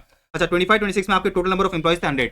अच्छा, अब 26-27 में क्या हुआ समझना, भाई ओपनिंग में कितने थे 100 थे, आपने क्या करा 5 को हायर करा और 5 को जो है क्या करा निकाल दिया, तो अल्टीमेटली जो है क्लोजिंग में भी कितने हैं, 100 हैं। तो करंट ईयर में बोले तो 26-27 में आप सरकार को ये नहीं बोल सकते कि सरकार देखो मैंने क्या कराया, 5 नए एम्प्लॉयज को हायर कराया, मैं इनका जो है 80 JJA के अंदर डायरेक्शन लेना चाहता हूँ। सरकार क्या बोलती है, सरकार बोलती है भाई एक्चुअल में क्या होना चाहिए, इंक्रीज होना चाहिए। भाई पिछले साल 100 थे, अभी भी कितने हैं, 100 है, तो कोई एक्चुअल में इंक्रीज हुआ है क्या, कोई एक्चुअल में इंक्रीज नहीं हुआ है। अच्छा फॉर एग्जाम्पल समझना, ओपनिंग में 100 थे, आपने हायर करे कितने, 5, अच्छा आपने जो है भगा दिए कितने, 3 को जो है निकाल दिया, तो बेसिकली आपका जो क्लोजिंग कितना हो गया, क्लोजिंग हो गया 102। इसका मतलब क्या है, इसका मतलब ये कि भाई पिछले साल 100 थे, करंट में कितने हैं, 102 हैं। इसका मतलब क्या है कि भाई 2 नंबर से इंक्रीज हुए हैं, 2 इंप्लॉयज आपके इंक्रीज हुए हैं, तो आपको क्या मिलेगा, इन दो इंप्लॉयज की जो सैलरी है, इन दो इंप्लॉयज के जो एमिलिमेंट्स है उसका जो है डिडक्शन दिया जाएगा। Very easy. तो 80 JJA आपको समझ में आया। अब आगे बढ़ते हैं, 80 LA की बात करते हैं। 80 LA क्या बोलता है समझना। तो इन लोगों ने कहा कि भाई अगर आप क्या हो, एक यूनिट ऑफ IFSC हो, या फिर अगर आप एक क्या हो शेड्यूल बैंक हो और आपका जो है ऑफशोर बैंकिंग यूनिट है सेज में। ऑफशोर बैंकिंग यूनिट का सिंपल सा मतलब ये है कि भाई एक यूनिट है जो सेज में एस्टैब्लिश्ड है। तो अगर आप एक बैंक हो जिसका बैंकिंग यूनिट कहाँ पर है, सेज में है, या फिर जो है बेसिकली एक फॉरेन बैंक हो लेकिन आप जो है कहाँ पे लोकेटेड हो, सेज में लोकेटेड हो, तो आप जो है 80 LA का डिडक्शन ले सकते हो। अच्छा इन लोगों ने कहा भाई point number A and B के अंदर देखो ये रहा भाई, deduction two point number A and B 100% of the profits, मतलब जिस साल आपने क्या करा है, बिजनेस चालू कराया, उधर से 10 लगातार साल तक जो भी आपका प्रॉफिट है उसका 100% क्या कर सकते हो, डिडक्शन ले सकते हो 80 LA में। अच्छा सी के केस में इन लोगों ने क्या बोला, सी के केस में इन लोगों ने कहा कि भाई 100% of the income for 10 consecutive assessment year out of 15 years. तो इनिशियल 15 साल में किसी भी 10 लगातार साल तक आप क्या कर सकते हो, अपनी इनकम को क्या कर सकते हो, अपनी इनकम को 80 LA के अंदर डिडक्शन ले सकते हो। डन है। अच्छा हमने कहा कि भाई 80 LA में किन किन को डिडक्शन मिलेगा, कौन कौन सी इनकम का मिलेगा समझना। तो देखो ये रहा कौन कौन सी इनकम का मिलेगा। तो फॉर एग्जांपल आपका यूनिट कहां पर है, IFSC में लोकेटेड है, तो इस यूनिट से जो भी आप इनकम कमा रहे हो उसका जो है आपको क्या मिलेगा, डिडक्शन दिया जाएगा 100%। अच्छा आपका यूनिट कहां पर है, आपका यूनिट सेज में है, तो इस सेज की यूनिट से जो भी आप इनकम कमा रहे हो उसका आपको जो है डिडक्शन दिया जाएगा। अच्छा फॉर एग्जांपल आपका यूनिट बेसिकली आप जो है इन तीनों में कहीं पे भी फॉल करते हो और आप क्या करो, बिजनेस कर रहे हो किसी अंडरटेकिंग से जो सेज में लोकेटेड है, या फिर किसी दूसरी अंडरटेकिंग से जो क्या करता है, डेवलप एंड ऑपरेट करता है, या फिर डेवलप ऑपरेट मेंटेन करता है सेज को। तो मोटा मोटी फॉर एग्जांपल आप जो है एक यूनिट ऑफ IFSC हो और आपने क्या करा है, किसी सेज के साथ कोई बिजनेस करा है, उससे जो भी आपने इनकम कमाई उसका डिडक्शन ले सकते हो। इस तरह से आप यूनिट ऑफ IFSC हो और आपने जो है अपना यूनिट एस्टैब्लिश कर दिया है ऑन बिफोर 31 मार्च 2030, एंड आपने क्या करा है, एंड आपने जो है बेसिकली एयरक्राफ्ट या शिप या हेलीकॉप्टर को क्या दिया, किराए पे दिया है, तो जो भी आपका रेंट मिल रहा है उस पर आप क्या कर सकते हो, उसका जो है आप बेसिकली डिडक्शन ले सकते हो। Very easy. तो ये हो गया अपना 80 LA। अब बात करेंगे अपन ATM की। ATM क्या बोलता है कि भाई अगर आप एक डोमेस्टिक कंपनी हो तो आपको, अगर आपने क्या करा है, करंट में डिविडेंड को डिस्ट्रीब्यूट करा है, तो आपको जो डिडक्शन दिया जाएगा। कितना डिडक्शन मिलेगा, तो उन लोगों ने कहा भाई जितना भी डिविडेंड जो है डोमेस्टिक कंपनी को मिला था और जितना भी डिविडेंड उसने क्या करा है, ROI की 1 मंथ बिफोर तक डिस्ट्रीब्यूट कर दिया है, विचर इज लोअर का उसको डिडक्शन मिल जाएगा। तो फॉर एग्जांपल डोमेस्टिक कंपनी को जो है 4 लाख का डिविडेंड मिला था और उसने क्या करा, 3 लाख का डिविडेंड डिस्ट्रीब्यूट कर दिया, तो विचर इज लोअर क्या हुआ, विचर इज लोअर हुआ 3 लाख। तो ATM में जो कंपनी है, ये डोमेस्टिक कंपनी क्या कर सकती है, 3 लाख का डिडक्शन ले सकती है। Very easy. तो डिविडेंड आपको डिस्ट्रीब्यूट करना है up to 1 month before the ROI का ड्यू डेट। तो ROI की ड्यू डेट के एक महीने पहले तक जितना भी आपने डिविडेंड डिस्ट्रीब्यूट करा है वो इधर कंसिडर करा जाएगा। अब बात करेंगे ATP की। अच्छा ATP से जो है पहले अपन देख लेते हैं, ATP से पहले अपन देख लेते हैं 80 TTA और 80 TTB। देखो TTA क्या बोलता है समझना। भाई अगर आप एक इंडिविजुअल या HUF हो, ठीक है ना, और अगर आपको जो है सेविंग अकाउंट पे क्या हो रहा है, सेविंग अकाउंट की डिपॉजिट पे इंटरेस्ट हो रहा है, तो जितना भी आपको इंटरेस्ट मिल रहा है, ठीक है ना, और 10,000 विच इज लोअर का आपको क्या मिल जाएगा, TTA के अंदर डिडक्शन मिल जाएगा। अच्छा सेविंग अकाउंट आपने किसके पास खुला रखा है, बैंकिंग कंपनी के पास, कोऑपरेटिव बैंक के पास, या फिर पोस्ट ऑफिस के साथ। अच्छा सुनो TTB की बात करते हैं। अगर आप एक रेसिडेंट सीनियर सिटीजन हो, मतलब 60 ईयर से उससे ज्यादा हो, एंड अगर आपको क्या हो रहा है, सेविंग अकाउंट और FD अकाउंट पे इंटरेस्ट मिल रहा है, तो जितना भी आपको इंटरेस्ट मिल रहा है और 50,000 विच इज लोअर का आपको क्या मिलेगा, 80 TTB में डिडक्शन मिलेगा। तो TTA तो किसके लिए, नॉर्मल लोगों के लिए है, TTB किसके लिए, रेसिडेंट सीनियर सिटीजन के लिए है। अच्छा इन लोगों ने कहा भाई सेविंग अकाउंट और FD अकाउंट किसके पास है, बैंकिंग कंपनी के पास है, कोऑपरेटिव बैंक के पास है, या पोस्ट ऑफिस के पास है। अच्छा समझना मेरी बात, अगर आप एक रेसिडेंट सीनियर सिटीजन हो तो फिर आपको जो है TTA में डिडक्शन नहीं मिलेगा, कहां मिलेगा, TTB में मिलेगा। तो लोगों ने एक और चीज क्या रखी है कि deduction not available to resident senior citizen, जो क्या कर रहे हैं 80 TTB में, 80 TTB के लिए क्या है, एलिजिबल है। डन है। आगे बढ़ते हैं, अपन बात करते हैं QQB की। भाई QQB क्या बोलता है समझना। भाई अगर आपको रॉयल्टी इनकम हो रही है किससे, बुक्स ऑफ लिटरेरी, आर्टिस्टिक या फिर साइंटिफिक नेचर, तो रॉयल्टी इनकम पे जो है आपको क्या मिलेगा, डिडक्शन मिलेगा। अच्छा किसको मिलेगा, तो रेसिडेंट होने चाहिए आप, resident individual being author including joint author. तो फॉर एग्जांपल आपको जो है साइंटिफिक नेचर की किसी बुक पे रॉयल्टी मिल रही है, तो आप क्या कर सकते हो, QQB में डिडक्शन ले सकते हो। कितना मिलेगा, तो नेट रॉयल्टी इनकम और 3 लाख विच इज लोअर का आपको डिडक्शन मिलेगा। अच्छा कौन कौन सी किताबों पे या कौन कौन सी चीजों की रॉयल्टी पे आपको जो है डिडक्शन नहीं मिलेगा, देखो इन लोगों ने क्या कहा, deduction shall not be available in respect of royalty income. तो अगर आपको जो है ब्रोचर से रॉयल्टी इनकम हो रही है तो आपको जो है डिडक्शन नहीं मिलेगा। इस तरह से कमेंट्रीज हो गया, डायरीज हो गई, गाइड्स हो गया, जर्नल्स हो गया, मैगजीन्स हो गया, न्यूज़पेपर्स हो गया, पैम्पलेट हो गया, टेक्स्ट बुक फॉर स्कूल हो गया, ट्रैक्ट्स हो गया, या फिर other publication of similar nature. मोटा मोटी ये वाली जो रॉयल्टी इनकम है इस पे आपको जो है QQB के अंदर डिडक्शन नहीं मिलेगा। अगर आपको रॉयल्टी इनकम जो है आउटसाइड इंडिया अर्न हुई है, तो अगर आपने इंडिया से बाहर रॉयल्टी इनकम कमाई है, तो आपको जो डिडक्शन इंडिया में तब मिलेगा जब आप उसको इंडिया में लेके आए हो with in 6 month from the end of the previous year. पढ़ना भाई, in case the royalty is earn outside India, deduction is allowed only if such royalty income is brought into India in the convertible foreign exchange with in 6 month from the end of the previous year. तो जिस भी साल आपने royalty income कमाई है उस साल के एंड पे आ जाना, उसके विद इन 6 मंथ आपको इंडिया में लेके आना पड़ेगा, तभी आपको डिडक्शन दिया जाएगा। अच्छा, ये नेट रॉयल्टी इनकम कैसे निकालेंगे? तो इन लोगों ने कहा कि भाई आप ये देखो कि भाई आपकी टोटल रॉयल्टी इनकम कितनी है, भाई टोटल आपने रॉयल्टी कितनी रिसीव करी है, उसमें से उसको लेस कर दो जो आप इंडिया में लेके ही नहीं आए, तो आपका क्या आ जाएगा? Total royalty income which is eligible for deduction आ जाएगा। अच्छा, ये वाली जो इनकम है which is eligible for deduction, इसको कमाने के लिए जो आपने खर्चे करें उसको लेस कर देना, क्योंकि अपन क्या बात करते हैं? अपन बात करते हैं नेट रॉयल्टी इनकम की। तो नेट रॉयल्टी इनकम का मतलब क्या है? रॉयल्टी इनकम माइनस खर्चा। अब मेरी बात जो है बड़ी ध्यान समझना, रॉयल्टी इनकम आपको दो तरीके से हो सकती है भाई। एक तो हो सकता है कि भाई आपको जो है लमसम रॉयल्टी मिली है, और एक हो सकता है कि भाई जितनी भी आपकी बुक बिक रही है उसका कुछ परसेंटेज आपको रॉयल्टी मिल रहा है। तो फॉर एग्जाम्पल मैंने आपको क्या बताया भाई, एक तो आपको रॉयल्टी इनकम मिल सकती है लमसम, या फिर एक हो सकता है कि भाई आपको क्या मिल रहा है? परसेंटेज बेसिस पे रॉयल्टी मिल रही है। अच्छा, फॉर एग्जाम्पल अगर आपको परसेंटेज बेसिस पे रॉयल्टी मिल रही है ना, अगर आपकी परसेंटेज बेसिस की जो रॉयल्टी है, अगर आपकी जो परसेंटेज बेसिस की जो रॉयल्टी है वो वैल्यू ऑफ बुक सोल्ड के 15% से ज्यादा है, तो इन एक्सेस ऑफ 15% को आपको क्या करना पड़ेगा? लेस करना पड़ेगा। फॉर एग्जाम्पल समझना भाई, देखो आपकी बुक बिकी 100 रुपए की, आपकी बुक बिकती है कितने की? 100 रुपए की, और आपको जो है बेसिकली रॉयल्टी कितनी मिल रही है? आपको रॉयल्टी मिल रही है कितने की? आपको रॉयल्टी मिल रही है 20 रुपीज की। अपना लॉ ये कहता है कि भाई फॉर एग्जाम्पल टोटल आपको रॉयल्टी कितनी मिली है? 20 मिली है। अच्छा, पूरी की पूरी इंडिया की है तो ये तो हो जाएगा डैश, तो royalty which is eligible for deduction कितना हो गया? 20 हो गया। अब अपना लॉ ये कहता है कि भाई अगर फॉर एग्जाम्पल आपकी रॉयल्टी परसेंटेज वाली है, अगर आपकी रॉयल्टी क्या है? अगर आपकी रॉयल्टी परसेंटेज वाली है तो in excess of 15% of value book sold को इग्नोर करो। चलो मुझे बताओ भाई, 100 का 15% कितना होता है? 100 का 15% होता है 15। 100 का 15% कितना होता है? 15 होता है।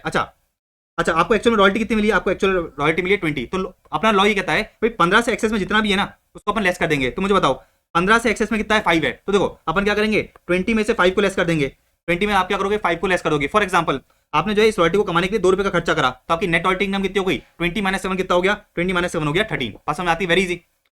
तो लोगों ने कहा कि भाई royalty in excess of 15% of the value book sold को अपन क्या करेंगे? लेस कर देंगे। ये कब होगा? Only if the royalty is not received in lump sum. अगर आपको लमसम मिल रही है तो वहां पे आपको ये वाला एडजस्टमेंट करने की जरूरत नहीं है।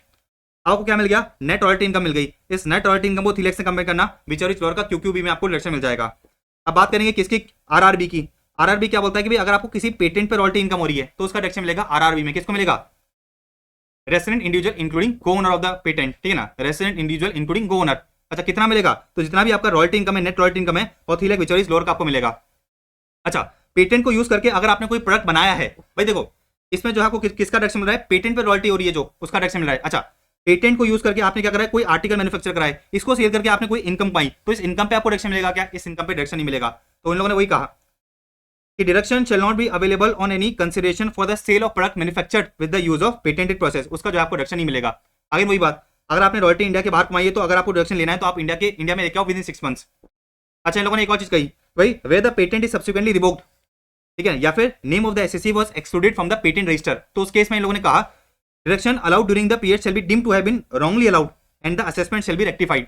तो फॉर एग्जांपल आपने क्या करा? आपको जो है करंट में किसी पेटेंट पे रॉयल्टी इनकम हुई थी, करंट चल रहा है 25-26, आपको जो है करंट में जो है 1,50,000 की रॉयल्टी इनकम हुई थी, आपने क्या करा? आरआरबी में जो है इसका डिडक्शन ले लिया, ठीक है ना? आरआरबी में आपने क्या करा? आरआरबी में इसका डिडक्शन ले लिया। अच्छा, अगले साल क्या होता है? अगले साल जो है क्या होता है? भाई पेटेंट आपका रिवोक हो जाता है, या फिर आपका नाम पेटेंट रजिस्टर से जो है निकाल दिया जाता है। तो अपना लॉ क्या कहता है? अपना लॉ ये कहता है कि भाई जितना भी डिडक्शन आपको जो मिल चुका है, जितना भी डिडक्शन आपको मिल चुका है, ये माना जाएगा कि भाई आपको रॉन्गली मिला था, एंड अकॉर्डिंगली सरकार क्या करेगी? प्रीवियस ईयर 25-26 का रेक्टिफिकेशन करेगी, यानी जो 1,50,000 का डिडक्शन देना उसको डिसअलाउ करके आपकी इनकम क्या करेगी? रिकैलकुलेट करेगी।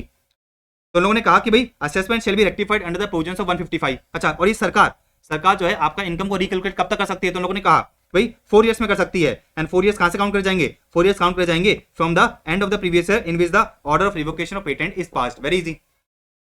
तो क्यूक्यू भी हो गया, आरआर भी हो गया। अब चलते हैं किस पे अपन? अब चलते हैं अपन एक बार एटीपीए पे। देखो सेक्शन एटीपीए क्या बोलता है समझना। अगर आप क्या हो? अगर आप एक फार्म प्रोड्यूसर कंपनी हो और अगर आपको इनकम होती है, अगर आपको जो है इनकम होती है एलिजिबल बिजनेस से, तो जो भी आपका प्रॉफिट है उसका आपको 100% डिडक्शन दे दिया जाएगा। अच्छा, प्रोड्यूसर कंपनी का मतलब क्या है? प्रोड्यूसर कंपनी का मतलब है कि भाई आपका जो टर्नओवर है वो 100 करोड़ से कम होना चाहिए। अच्छा, तो अगर आप जो है बेसिकली एक फार्म प्रोड्यूसर कंपनी हो और अगर आपके जो है ये वाले बिजनेसेस हैं, इन बिजनेस से जो भी प्रॉफिट होता है उसका जो है आप 100% डिडक्शन ले सकते हो। अच्छा, एलिजिबल बिजनेस क्या है? तो देखो फार्म प्रोड्यूसर कंपनी क्या कर रही है? फार्म प्रोड्यूसर कंपनी जो है मार्केटिंग कर रही है of the agriculture produce grown by its member, या फिर प्रोसेसिंग कर रही है of the agriculture produce of its member, या फिर परचेस कर रही है एग्रीकल्चर इंपेडिमेंट्स, सीड्स, लाइवस्टॉक या फिर other articles for the purpose of supplying them to its members. बात समझाई? तो अगर फार्म प्रोड्यूसर कंपनी इन वाले बिजनेसेस में इंगेज है तो जो भी प्रॉफिट हो रहा है उसका वो क्या कर सकती है, 100% डिडक्शन ले सकती है। लेकिन ध्यान रखना, फार्म प्रोड्यूसर कंपनी का जो टर्नओवर है 100 करोड़ से ज्यादा नहीं होना चाहिए। मतलब एलिजिबल एसएससी कौन है? एलिजिबल एसएससी वो है जिसका टर्नओवर क्या है, 100 करोड़ से कम है। अब बात करते हैं एटीपी की। एटीपी क्या बोलता है समझना भाई। अगर आप एक कोऑपरेटिव सोसाइटी हो तो कोऑपरेटिव सोसाइटी की जो इनकम है उसका डिडक्शन उसको जो है एटीपी में मिलेगा। एलिजिबल एसएससी कौन है? कोऑपरेटिव सोसाइटी है। अच्छा सुनो, कोऑपरेटिव सोसाइटी जो है बेसिकली इनकम आ रही है फ्रॉम द फॉलोइंग बिजनेसेस। तो जितना भी प्रॉफिट है उसका क्या कर सकती है, वो 100% डिडक्शन ले सकती है। कौन कौन से बिजनेस की बात कर रहे हैं? तो देखो, कोऑपरेटिव सोसाइटी क्या करती है, कॉटेज इंडस्ट्री का बिजनेस कर रही है, या फिर कोऑपरेटिव सोसाइटी क्या करती है, अपने मेंबर्स को जो है लोन देती है, उस पर जो इंटरेस्ट मिल रहा है वो भी क्या हो जाएगा, एटीपी के 100% डिडक्शन के लिए एलिजिबल हो जाएगा।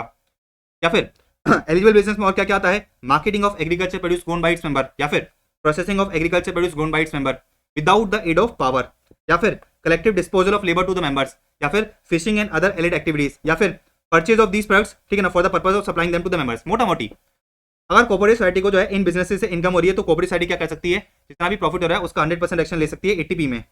अच्छा, कोऑपरेटिव सोसाइटी जो है एटीपी के अंदर कोऑपरेटिव सोसाइटी को जो कुछ जनरल डिडक्शन मिलेगा, मतलब ये तो मिलेगा ही, ये तो मिलेगा ही, इसके अलावा जो है जीटीआई में से जनरल डिडक्शन दिया जाएगा। देखो, अगर आप एक कंज्यूमर कोऑपरेटिव सोसाइटी हो तो आपको जो है 1 लाख का डिडक्शन मिलेगा, 1 लाख का जो है मैक्सिमम डिडक्शन दिया जाएगा। और कंज्यूमर कोऑपरेटिव सोसाइटी के अलावा कोई कोऑपरेटिव सोसाइटी हो तो आपको जो है 50,000 का क्या मिलेगा, मैक्सिमम 50,000 का जनरल डिडक्शन मिलेगा। अच्छा भाई, जो अपन चैप्टर 6 में डिडक्शंस की बात करते हैं, इन्वेस्टमेंट बेस्ड डिडक्शंस या फिर इनकम बेस्ड डिडक्शंस, ये आपको कहां से मिलते हैं, जीटीआई से मिलते हैं। अच्छा, इन लोगों ने एक और चीज कही कि भाई अगर आप एक कोऑपरेटिव सोसाइटी हो, जो पॉइंट नंबर 6 और 7 के बिजनेस में इंगेज है, तो आपको जो है डिडक्शन तब दिया जाएगा जब आपने क्या कर रखा है, अपने वोटिंग राइट्स को रेस्ट्रिक्ट कर रखा है विद इन दीज मेंबर्स। पढ़ना, exemption in the last 2 points will be available only in case of those cooperative society which restrict voting right to these persons। तो फॉर एग्जांपल अगर आप क्या हो, अगर आप जो है 6 या 7 वाले बिजनेस में इंगेज हो तो आपके जो वोटिंग राइट्स हैं वो आपको जो है बेसिकली उन्हीं मेंबर्स को देने पड़ेंगे जो यहाँ पे फॉल करते हैं। जैसे फॉर एग्जांपल स्टेट गवर्नमेंट हो गया, या फिर कोई दूसरी कोऑपरेटिव क्रेडिट सोसाइटी है जो क्या कर रही है, फाइनेंशियल असिस्टेंस प्रोवाइड कर रही है, या फिर members who contribute the labour force और who actually carrying on the fishing and other allied activities. तो मोटा मोटी बस ये आपको ध्यान रखना है, इतना ज्यादा काम का नहीं है। तो अगर आप जो है इन दो वाले बिजनेसेस में इंगेज हो तो आपके जो वोटिंग राइट्स है वो इन्हीं मेंबर्स के पास होने चाहिए, 1 2 3 मेंबर्स के पास ही होने चाहिए, इनमें से किसी के पास हो सकते हैं। अच्छा, कोऑपरेटिव सोसाइटी की जो है कुछ अदर इनकम भी क्या होती है, एग्जेम्प्ट होती है। कोऑपरेटिव सोसाइटी की जो है एटीपी के अंदर कुछ अदर इनकम भी एग्जेम्प्ट नहीं होती है, सॉरी, उसका जो है 100% डिडक्शन मिलता है। तो कोऑपरेटिव सोसाइटी कुछ अदर इनकम है, उसमें भी क्या मिलेगा, उसको 100% डिडक्शन मिलेगा अंडर एटीपी। कौन कौन सी इनकम है, तो लोगों ने कहा कि भाई अगर कोऑपरेटिव सोसाइटी क्या करती है, अपने गोडाउन या वेयरहाउसेस को क्या करती है, किराए पे देती है for the storage of commodities, तो जो भी उसको किराया मिल रहा है उसका वो क्या कर सकती है, एटीपी के अंदर 100% डिडक्शन ले सकती है। इसी तरह से इंटरेस्ट या dividend income from investment with other cooperative society, तो अगर किसी कोऑपरेटिव सोसाइटी ने किसी दूसरी कोऑपरेटिव सोसाइटी के साथ क्या कर रखा है, इन्वेस्टमेंट कर रखा है, तो अगर कोऑपरेटिव सोसाइटी को क्या मिल रहा है, इंटरेस्ट या डिविडेंड मिल रहा है, तो उसका क्या कर सकती है, एटीपी के अंदर वो 100% डिडक्शन ले सकती है। इस तरह से इन लोगों ने कहा कि भाई इंटरेस्ट ऑन सिक्योरिटीज या income from the house property, interest on securities and income from the house property where the gross total income of the cooperative society is up to 20,000 and the cooperative society is not a housing society, या फिर urban consumer society, या फिर society carrying on the transport business, या फिर society engaged in the performance of manufacturing operation। मतलब अगर आप एक कोऑपरेटिव सोसाइटी हो, ये वाली कोऑपरेटिव सोसाइटी नहीं हो, अगर आप एक कोऑपरेटिव सोसाइटी हो लेकिन ये वाली कोऑपरेटिव सोसाइटी नहीं हो, एंड अगर आपकी जीटीआई अप टू 20,000 तक है, तो जो भी आपको क्या मिल रहा है, इंटरेस्ट ऑन सिक्योरिटी मिल रहा है and income from house property मिल रहा है, उसका एटीपी के अंदर 100% डिडक्शन आप ले सकते हो।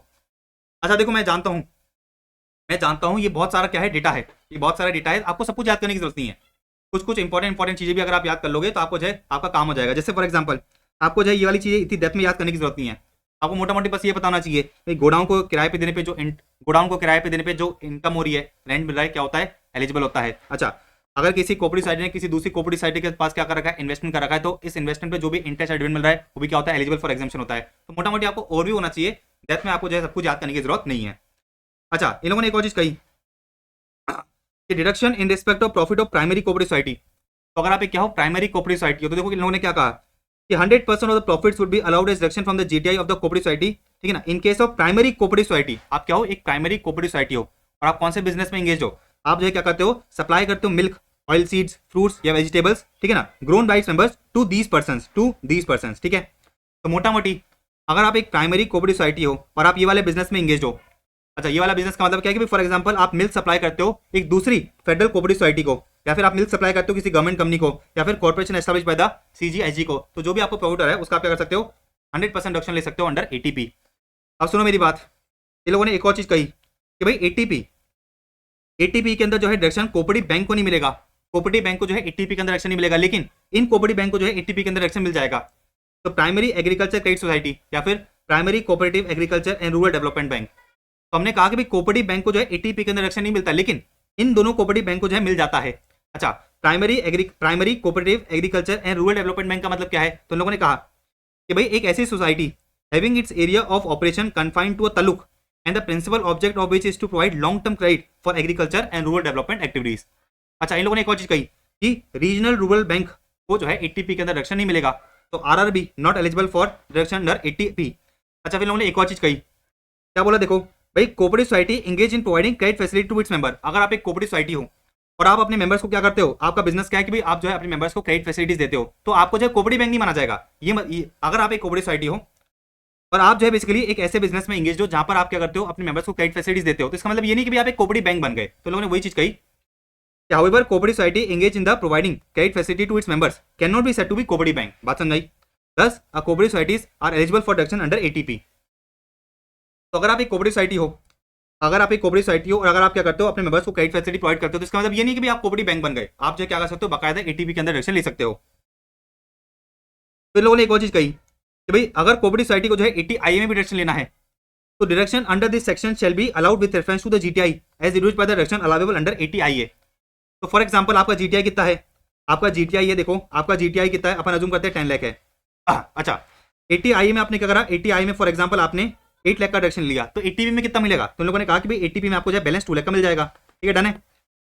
तो ये हो गया अपना एटीपी, ये अपना जो है एटीपी हो गया। आप सुनो मेरी बात, कुछ कॉमन पॉइंट्स पढ़ने जा रहे हैं, common points for income based deductions. तो मैंने आपको बता ही दिया, आपने जो है एटीआई में पढ़ा था कि जब भी आप क्या कर रहे हो, प्रॉफिट्स कैलकुलेट कर रहे हो for the purpose of deduction, तो आप क्या करोगे, ये अज्यूम करोगे कि भाई आपका बिजनेस जो है ओनली सोर्स ऑफ इनकम है। अच्छा, फॉर एग्जांपल अगर एओ क्या करता है, 40A का डिसलाउंस करता है, या फिर 40A3 का डिसलाउंस करता है, या फिर 43B का डिसलाउंस करता है, मतलब फॉर एग्जांपल आपने कैश में पेमेंट कर दिया 10,000 से ज्यादा का किसी पर्सन को इन अ सिंगल डे। अच्छा, कितने का पेमेंट करा आपने? 20,000 का पेमेंट करा। अच्छा, एओ ने क्या करा, ये खर्चा डिसलाउ करके आपकी इनकम इंक्रीज कर दी। तो जितनी इनकम इंक्रीज हुई है वो भी क्या होगी, एलिजिबल फॉर डिडक्शन होगी। बात समझना भाई। समझना कि भाई आपकी इनकम थी 100 लाख की, आपने करा 20 लाख का खर्चा क्लेम करा, आपका प्रॉफिट आया 80 लाख। अच्छा, आप क्या कर रहे हो, 80 लाख का जो है क्या कर रहे हो, 80 लाख का जो है 100% डिडक्शन लेना चाहते हो। अब समझना मेरी बात, एओ ये कहता है कि भाई 20 लाख में से 2 लाख का खर्चा ऐसा था जो आपने कैश में विन कर दिया था। तो एओ ने क्या करा, एओ ने जो है आपकी 80 लाख का प्रॉफिट पकड़ा और इसमें जो है आपकी 2 लाख की इनकम क्या कर दी, ऐड कर दी। फॉर एग्जांपल आपने 40 का डिस्काउंट करा था, एओ बोलता है कि भाई आपका प्रॉफिट कितना है, 82 लाख है, कोई दिक्कत नहीं है, 82 लाख का क्या मिल जाएगा, 82 लाख का मुझे जो है 100% डिडक्शन मिल जाएगा। तो इन लोगों ने वही कहा कि भाई अगर आपकी एलिजिबल बिजनेस इनकम इंक्रीज होती है due to disallowance by AO under 40A या 40A3 या 43B, तो कोई दिक्कत नहीं है, आप क्या कर सकते हो, जितने भी आपकी इनकम इंक्रीज हुई है उसका भी डिडक्शन ले सकते हो। अच्छा, अगर आप एक बिजनेस कर रहे हो, एक बिजनेस कर रहे हो, तो आप जो है बेसिकली इन 3 चीज में से एक ही चीज को ऑप्ट कर सकते हो। मतलब या तो आप 10AA ले सकते हो, या फिर 35AD ले सकते हो, या फिर आप इनकम बेस्ड डिडक्शंस ले सकते हो। आप तीनों चीज एक साथ नहीं ले सकते, मतलब एक बिजनेस के लिए one of the 3 options is available.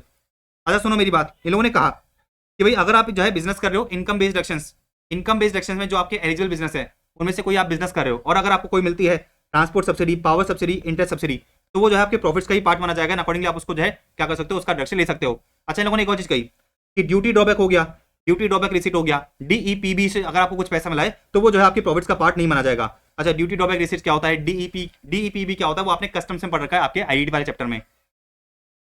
अच्छा, इन लोगों ने एक और चीज कही कि लॉस या unabsorbed depreciation of the eligible business can be set off from the profits of non eligible business. समझना, आपका 2 बिजनेस है भाई, एक तो जो है आपका एटीआईए वाला बिजनेस है और एक आपका नॉर्मल बिजनेस है। अच्छा, नॉर्मल बिजनेस से आपको जो है 100 लाख का प्रॉफिट है। अच्छा, एटीआईए में जो है आपको क्या निकल के आ रहा है, फॉर एग्जांपल आपका 10 लाख का अनऑब्जर्व डेप्रिसिएशन, या फिर आपका क्या है, आपको जो है 10 लाख का ब्रॉड फॉर लॉस है। अच्छा, अब करंट में आप क्या कर सकते हो, लॉ ये कहता है भाई अगर आपका कोई अनऑब्जर्व डेप्रिसिएशन है या फिर आपका कोई लॉस है एलिजिबल बिजनेस का, उसको आप क्या कर सकते हो, उसको जो है किसी दूसरे बिजनेस से सेट ऑफ कर सकते हो। मतलब आप करंट में अपनी नेट इनकम की दिखा सकते हो, आप करंट में अपनी नेट इनकम दिखा सकते हो 90 लाख की है, 90 लाख पे आप क्या कर सकते हो, 90 लाख पे जो है आप बेसिकली टैक्स पे कर सकते हो। अच्छा, तो अपने क्या पढ़ा अपने पढ़ा लॉस या unabsorbed depreciation of the eligible business can be set off from the profits of non eligible business. अच्छा, इन लोगों ने एक और चीज कही, however deduction to the extent of set off is not allowed in the subsequent year. आप सुनो मेरी बात, भाई इस 10 लाख का जो डिडक्शन है, इस 10 लाख का जो डिडक्शन आपने करंट में ले लिया ना, भाई ये जो एलिजिबल बिजनेस है इसका जो 10 लाख का क्या था, अनऑब्जर्व डेप्रिसिएशन था, वो आपने क्या करा, करंट में सेट ऑफ कर लिया ना, तो क्या अगले साल जो है बेसिकली इस अनऑब्जर्व डेप्रिसिएशन का जो है सब्सिक्वेंट ईयर्स में वापस आपको डिडक्शन मिलेगा क्या, वापस आपको डिडक्शन नहीं मिलेगा। तो मैं वही चीज कही कि deduction to the extent of set off is not allowed in the subsequent year. बहुत लॉजिकल है। तो ये अपने कुछ कॉमन पॉइंट्स देख लिए, ठीक है, डन है। तो यहाँ पे जो है आपके सारे के सारे क्या होते हैं, इनकम बेस्ड डिडक्शंस खत्म होते हैं। अब एक लास्ट टॉपिक पे आ जाते हैं अपन 10AA। सेक्शन 10AA क्या बोलते हैं समझना भाई। अगर आप जो है बेसिकली सेल्स में लोकेटेड हो, तो जो भी आप क्या हो सेल्स में से क्या कर रहे हो, एक्सपोर्ट कर रहे हो, तो एक्सपोर्ट प्रॉफिट का आपको क्या मिलेगा, डिडक्शन मिलेगा। पढ़ना भाई, all the assessee engage in manufacturing या production of any article or computer software in sales is entitled to deduction. Condition क्या है कि भाई अगर आपने अपना बिजनेस चालू करा है, आपने जो है अपना बिजनेस चालू करा है अप टू 31 मार्च 2020। तो अगर आपने क्या करा है, अपना बिजनेस चालू करा है 31 मार्च 2020 तक सेल्स में, तो सेल्स से जो भी आप एक्सपोर्ट कर रहे हो उस एक्सपोर्ट प्रॉफिट का आपको डिडक्शन मिलेगा। अच्छा, एक्सपोर्ट प्रॉफिट निकालोगे कैसे भाई, एक्सपोर्ट प्रॉफिट निकालोगे कैसे? तो देखो सेल्स से जो भी आपका टोटल प्रॉफिट है, ठीक है ना, सेल्स से जो भी आपका टोटल प्रॉफिट है उससे अपन क्या करेंगे, एक्सपोर्ट प्रॉफिट निकालेंगे। कैसे भाई, total profit into export turnover divide by total turnover. तो आपको क्या मिल जाएगा, एक्सपोर्ट प्रॉफिट मिल जाएगा। अब सुनो मेरी बात, इनिशियल 5 साल में जो भी आपका एक्सपोर्ट प्रॉफिट है उसका जो है आपको 100% डिडक्शन मिलेगा। अगले 5 साल में जो एक्सपोर्ट प्रॉफिट है, जो भी आपका एक्सपोर्ट प्रॉफिट है उसका आपको 50% डिडक्शन मिलेगा।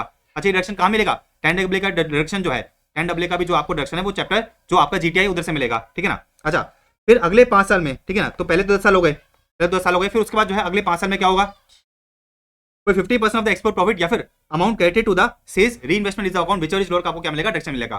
तो 10AA में आपको जो है टोटल डिडक्शन कितने का मिलता है, 15 साल का मिलता है।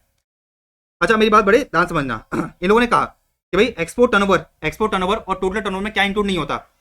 तो following amount shall be excluded from ET and TT.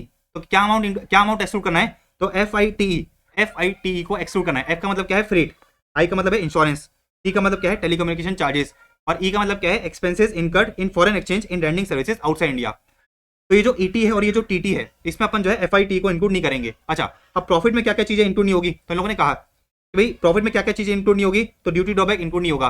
अच्छा, सीसीएस इंक्लूड नहीं होगा, profit on the sale of import entitlement include नहीं होगा। बात समझ आ रही है।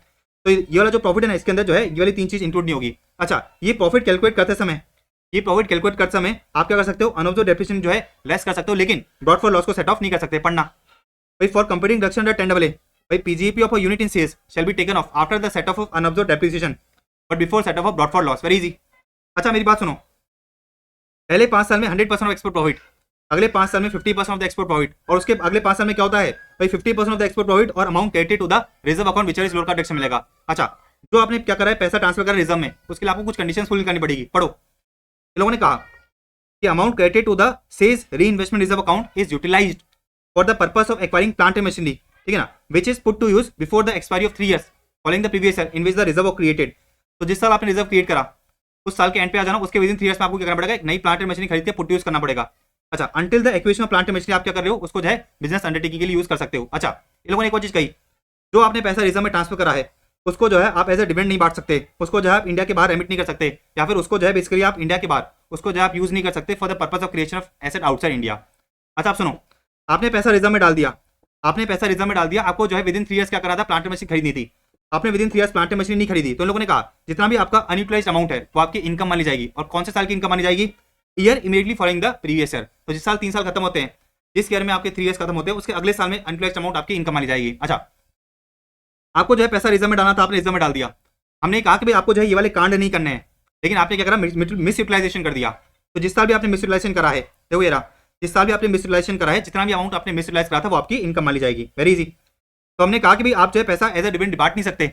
अगर फॉर एग्जाम्पल आपने पैसा क्या करा, एज ए डिविडेंड बांट दिया, तो जिस साल भी आपने डिविडेंड बांटा है उस साल क्या मान लिया जाएगा, जितना भी आपने डिविडेंड बांटा है उस साल जो है वो आपकी इनकम मानी जाएगी। Very easy. अच्छा, 10AA की कुछ कंडीशन देखना, इन लोगों ने कहा, मैंने आपको बता दिया ना कि भाई आप एक बिजनेस के लिए ईदर ऑफ द 3 थिंग्स ले सकते हो, या तो 10AA या 35AD या फिर इनकम बेस्ड डिडक्शंस। अच्छा, वही बात, अगर आपको 10AA का डिडक्शन लेना है तो आरओआई जो है आपको क्या करना पड़ेगा, रिटर्न ऑफ इनकम, जो आपकी रिटर्न ऑफ इनकम है वो on before due date file करनी पड़ेगी। फिर आगे बढ़ते हैं। फिर लोगों ने कहा कि भाई अगर फॉर एग्जांपल सीधी सी बात है कि भाई आप क्या कर रहे हो, एक्सपोर्ट कर रहे हो, तो अगर आपको 10AA के अंदर डिडक्शन लेना है तो जो भी आपका एक्सपोर्ट प्रोसीड्स है उसको आप क्या करोगे, इंडिया में लेके आओगे, और विदिन 6 मंथ लाना है from the end of the previous year. तो 10AA का अगर आपको डिडक्शन लेना है तो जो भी आपका एक्सपोर्ट प्रॉफिट्स है उसको आपको करना पड़ेगा, जो भी आपका क्या है एक्सपोर्ट प्रॉफिट्स है, एक्सपोर्ट प्रोसीड्स है, उसको क्या करोगे, इंडिया में जो है रेमिट करोगे, लेके आओगे in convertible foreign exchange within 6 month from the end of the previous year, ठीक है ना, और within such period as prescribed by the competent authority.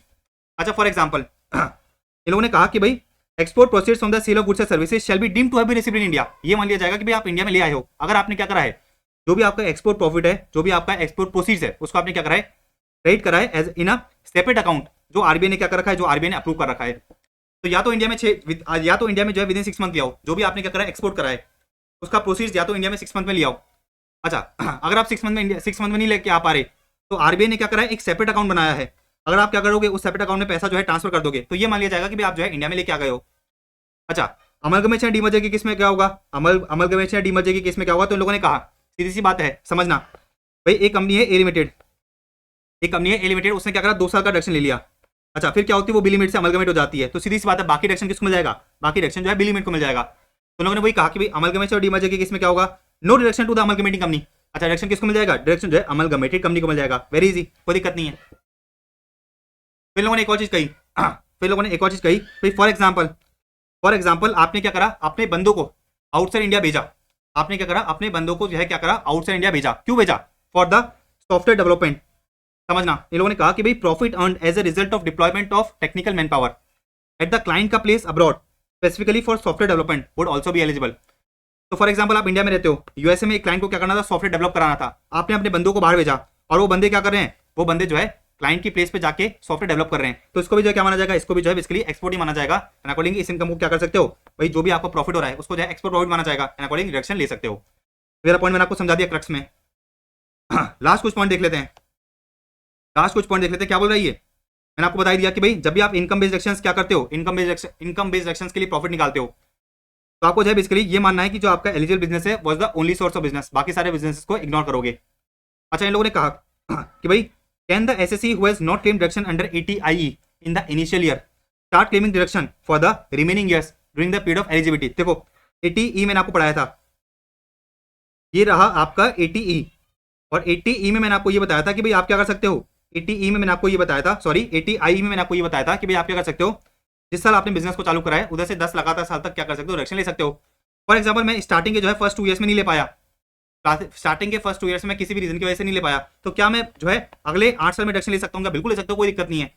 तो लोगों ने वही चीज कही, ये लोगों ने जो है वही चीज कह रखी है, ये रहा कि भाई can the assessee who has not claimed deduction under 80IE in the initial years start claiming deduction for the remaining years during the period of eligibility, हम कह सकते हैं बिल्कुल ले सकते हो, कोई दिक्कत नहीं है। अच्छा इन लोगों ने कहा कि इस deduction under 10AA available in respect of foreign exchange gain solely relating to the export business. तो अगर आपने क्या करा है, आपने माल एक्सपोर्ट करा है, अच्छा एक्सपोर्ट करने पे आपको क्या हो गया, फॉरेन एक्सचेंज गेन हो गया, तो फॉरेन एक्सचेंज गेन भी तो आपकी इनकम है ना, तो क्या इस पे आपको जो है 10AA का डिडक्शन मिलेगा, बिल्कुल मिलेगा, कोई दिक्कत नहीं है। अच्छा एक और पॉइंट पढ़ना भाई, पीरियड ऑफ डिडक्शन कहां से काउंट करा जाएगा, तो लोगों ने कहा भाई period of deduction shall be counted from the year of commercial production. भाई आपने बिजनेस स्टार्ट करा है और कमर्शियल प्रोडक्शन चालू कर दिया है, तो उधर से जो है आपका पीरियड ऑफ डिडक्शन काउंट करा जाएगा। अच्छा ट्रायल प्रोडक्शन, जिस साल आपने ट्रायल प्रोडक्शन काउंट करा है, जिस साल आपने ट्रायल प्रोडक्शन चालू करा है उस साल से जो अपन काउंट नहीं करेंगे। तो लोगों ने कहा भाई period of deduction shall be counted from the year of commercial production, जिस साल आपने क्या करा है एक्चुअल में कमर्शियल प्रोडक्शन चालू करा है उधर से हम क्या करेंगे, उधर से हम आपको डिडक्शन देंगे। अच्छा नॉट ट्रायल प्रोडक्शन हाउएवर, ये लोगों ने कहा however if the sales are affected from the trial production then the year of deduction counted from the trial production, very easy. तो सिंपली ये लोग कहना चाह रहे हैं कि जिस साल आप क्या करते हो कमर्शियल प्रोडक्शन चालू करते हो उधर से हम क्या करेंगे, उधर से जो है हम आपका 10 साल 15 साल काउंट करेंगे। अच्छा अगर आपने जो है ट्रायल प्रोडक्शन चालू करा है, अगर आपने मियरली ट्रायल प्रोडक्शन चालू करा है तो उस साल से जो है काउंट नहीं करा जाएगा, लेकिन अगर आपने ट्रायल प्रोडक्शन चालू करा और आपने क्या करी सेल्स कर दी, तो फिर हम क्या करेंगे, ट्रायल प्रोडक्शन के ईयर से जो है आपका पीरियड ऑफ डिडक्शन काउंट करेंगे, वेरी इजी। तो यहाँ पे जो है आपका डिडक्शन चैप्टर के सारे क्या होते हैं, सारे के सारे टॉपिक्स कंप्लीट होते हैं। तो सारे के सारे टॉपिक अपने देख लिया यहाँ पे। तो यहाँ पे जो है अपना डिडक्शन वाला चैप्टर पूरा का पूरा क्या होता है, कंप्लीट होता है। अच्छा इधर ये वाली चीज देख लो, मैंने आपको ये पढ़ाई दिया, भाई तीनों में से आप जो है एक ही चीज ले सकते हो, भाई वन ऑफ द 3 थिंग्स ले सकते हो, या तो 10AA भाई एक बिजनेस के लिए, या तो आप 10AA ले सकते हो, या फिर 35AD ले सकते हो, या फिर इनकम बेस्ड डिडक्शंस ले सकते हो। फिर लोगों ने एक और चीज कही कि भाई इन केस ऑफ AOP या BOI if any deduction is admissible under 80G, GGA, GGC, IA, IB, ID, IE no deduction under the same head shall be made in comparing the total income of the member. मतलब अगर AOP BOI को ये वाले deductions मिल गए हैं तो उसके member को जो है वापस ये वाले डिडक्शंस नहीं मिलेंगे, कोई दिक्कत नहीं है। तो फाइनली जो है अपना पूरा का पूरा डिडक्शन वाला चैप्टर खत्म होता है। वीडियो अच्छी लगी तो वीडियो को लाइक करना, अपने दोस्तों के साथ शेयर करना, एंड अगर आपको जो है बेसिकली DT AFM की क्लासेस चाहिए तो आप क्या कर सकते हो, वेबसाइट से जाकर इनरोल कर सकते हो। अगर आपको जो है CA फाइनल की टेस्ट सीरीज चाहिए तो आप जो है वेबसाइट से जाकर क्या कर सकते हो, इनरोल कर सकते हो। ऑलराइट, तो मिलते हैं अपन नेक्स्ट वीडियो में।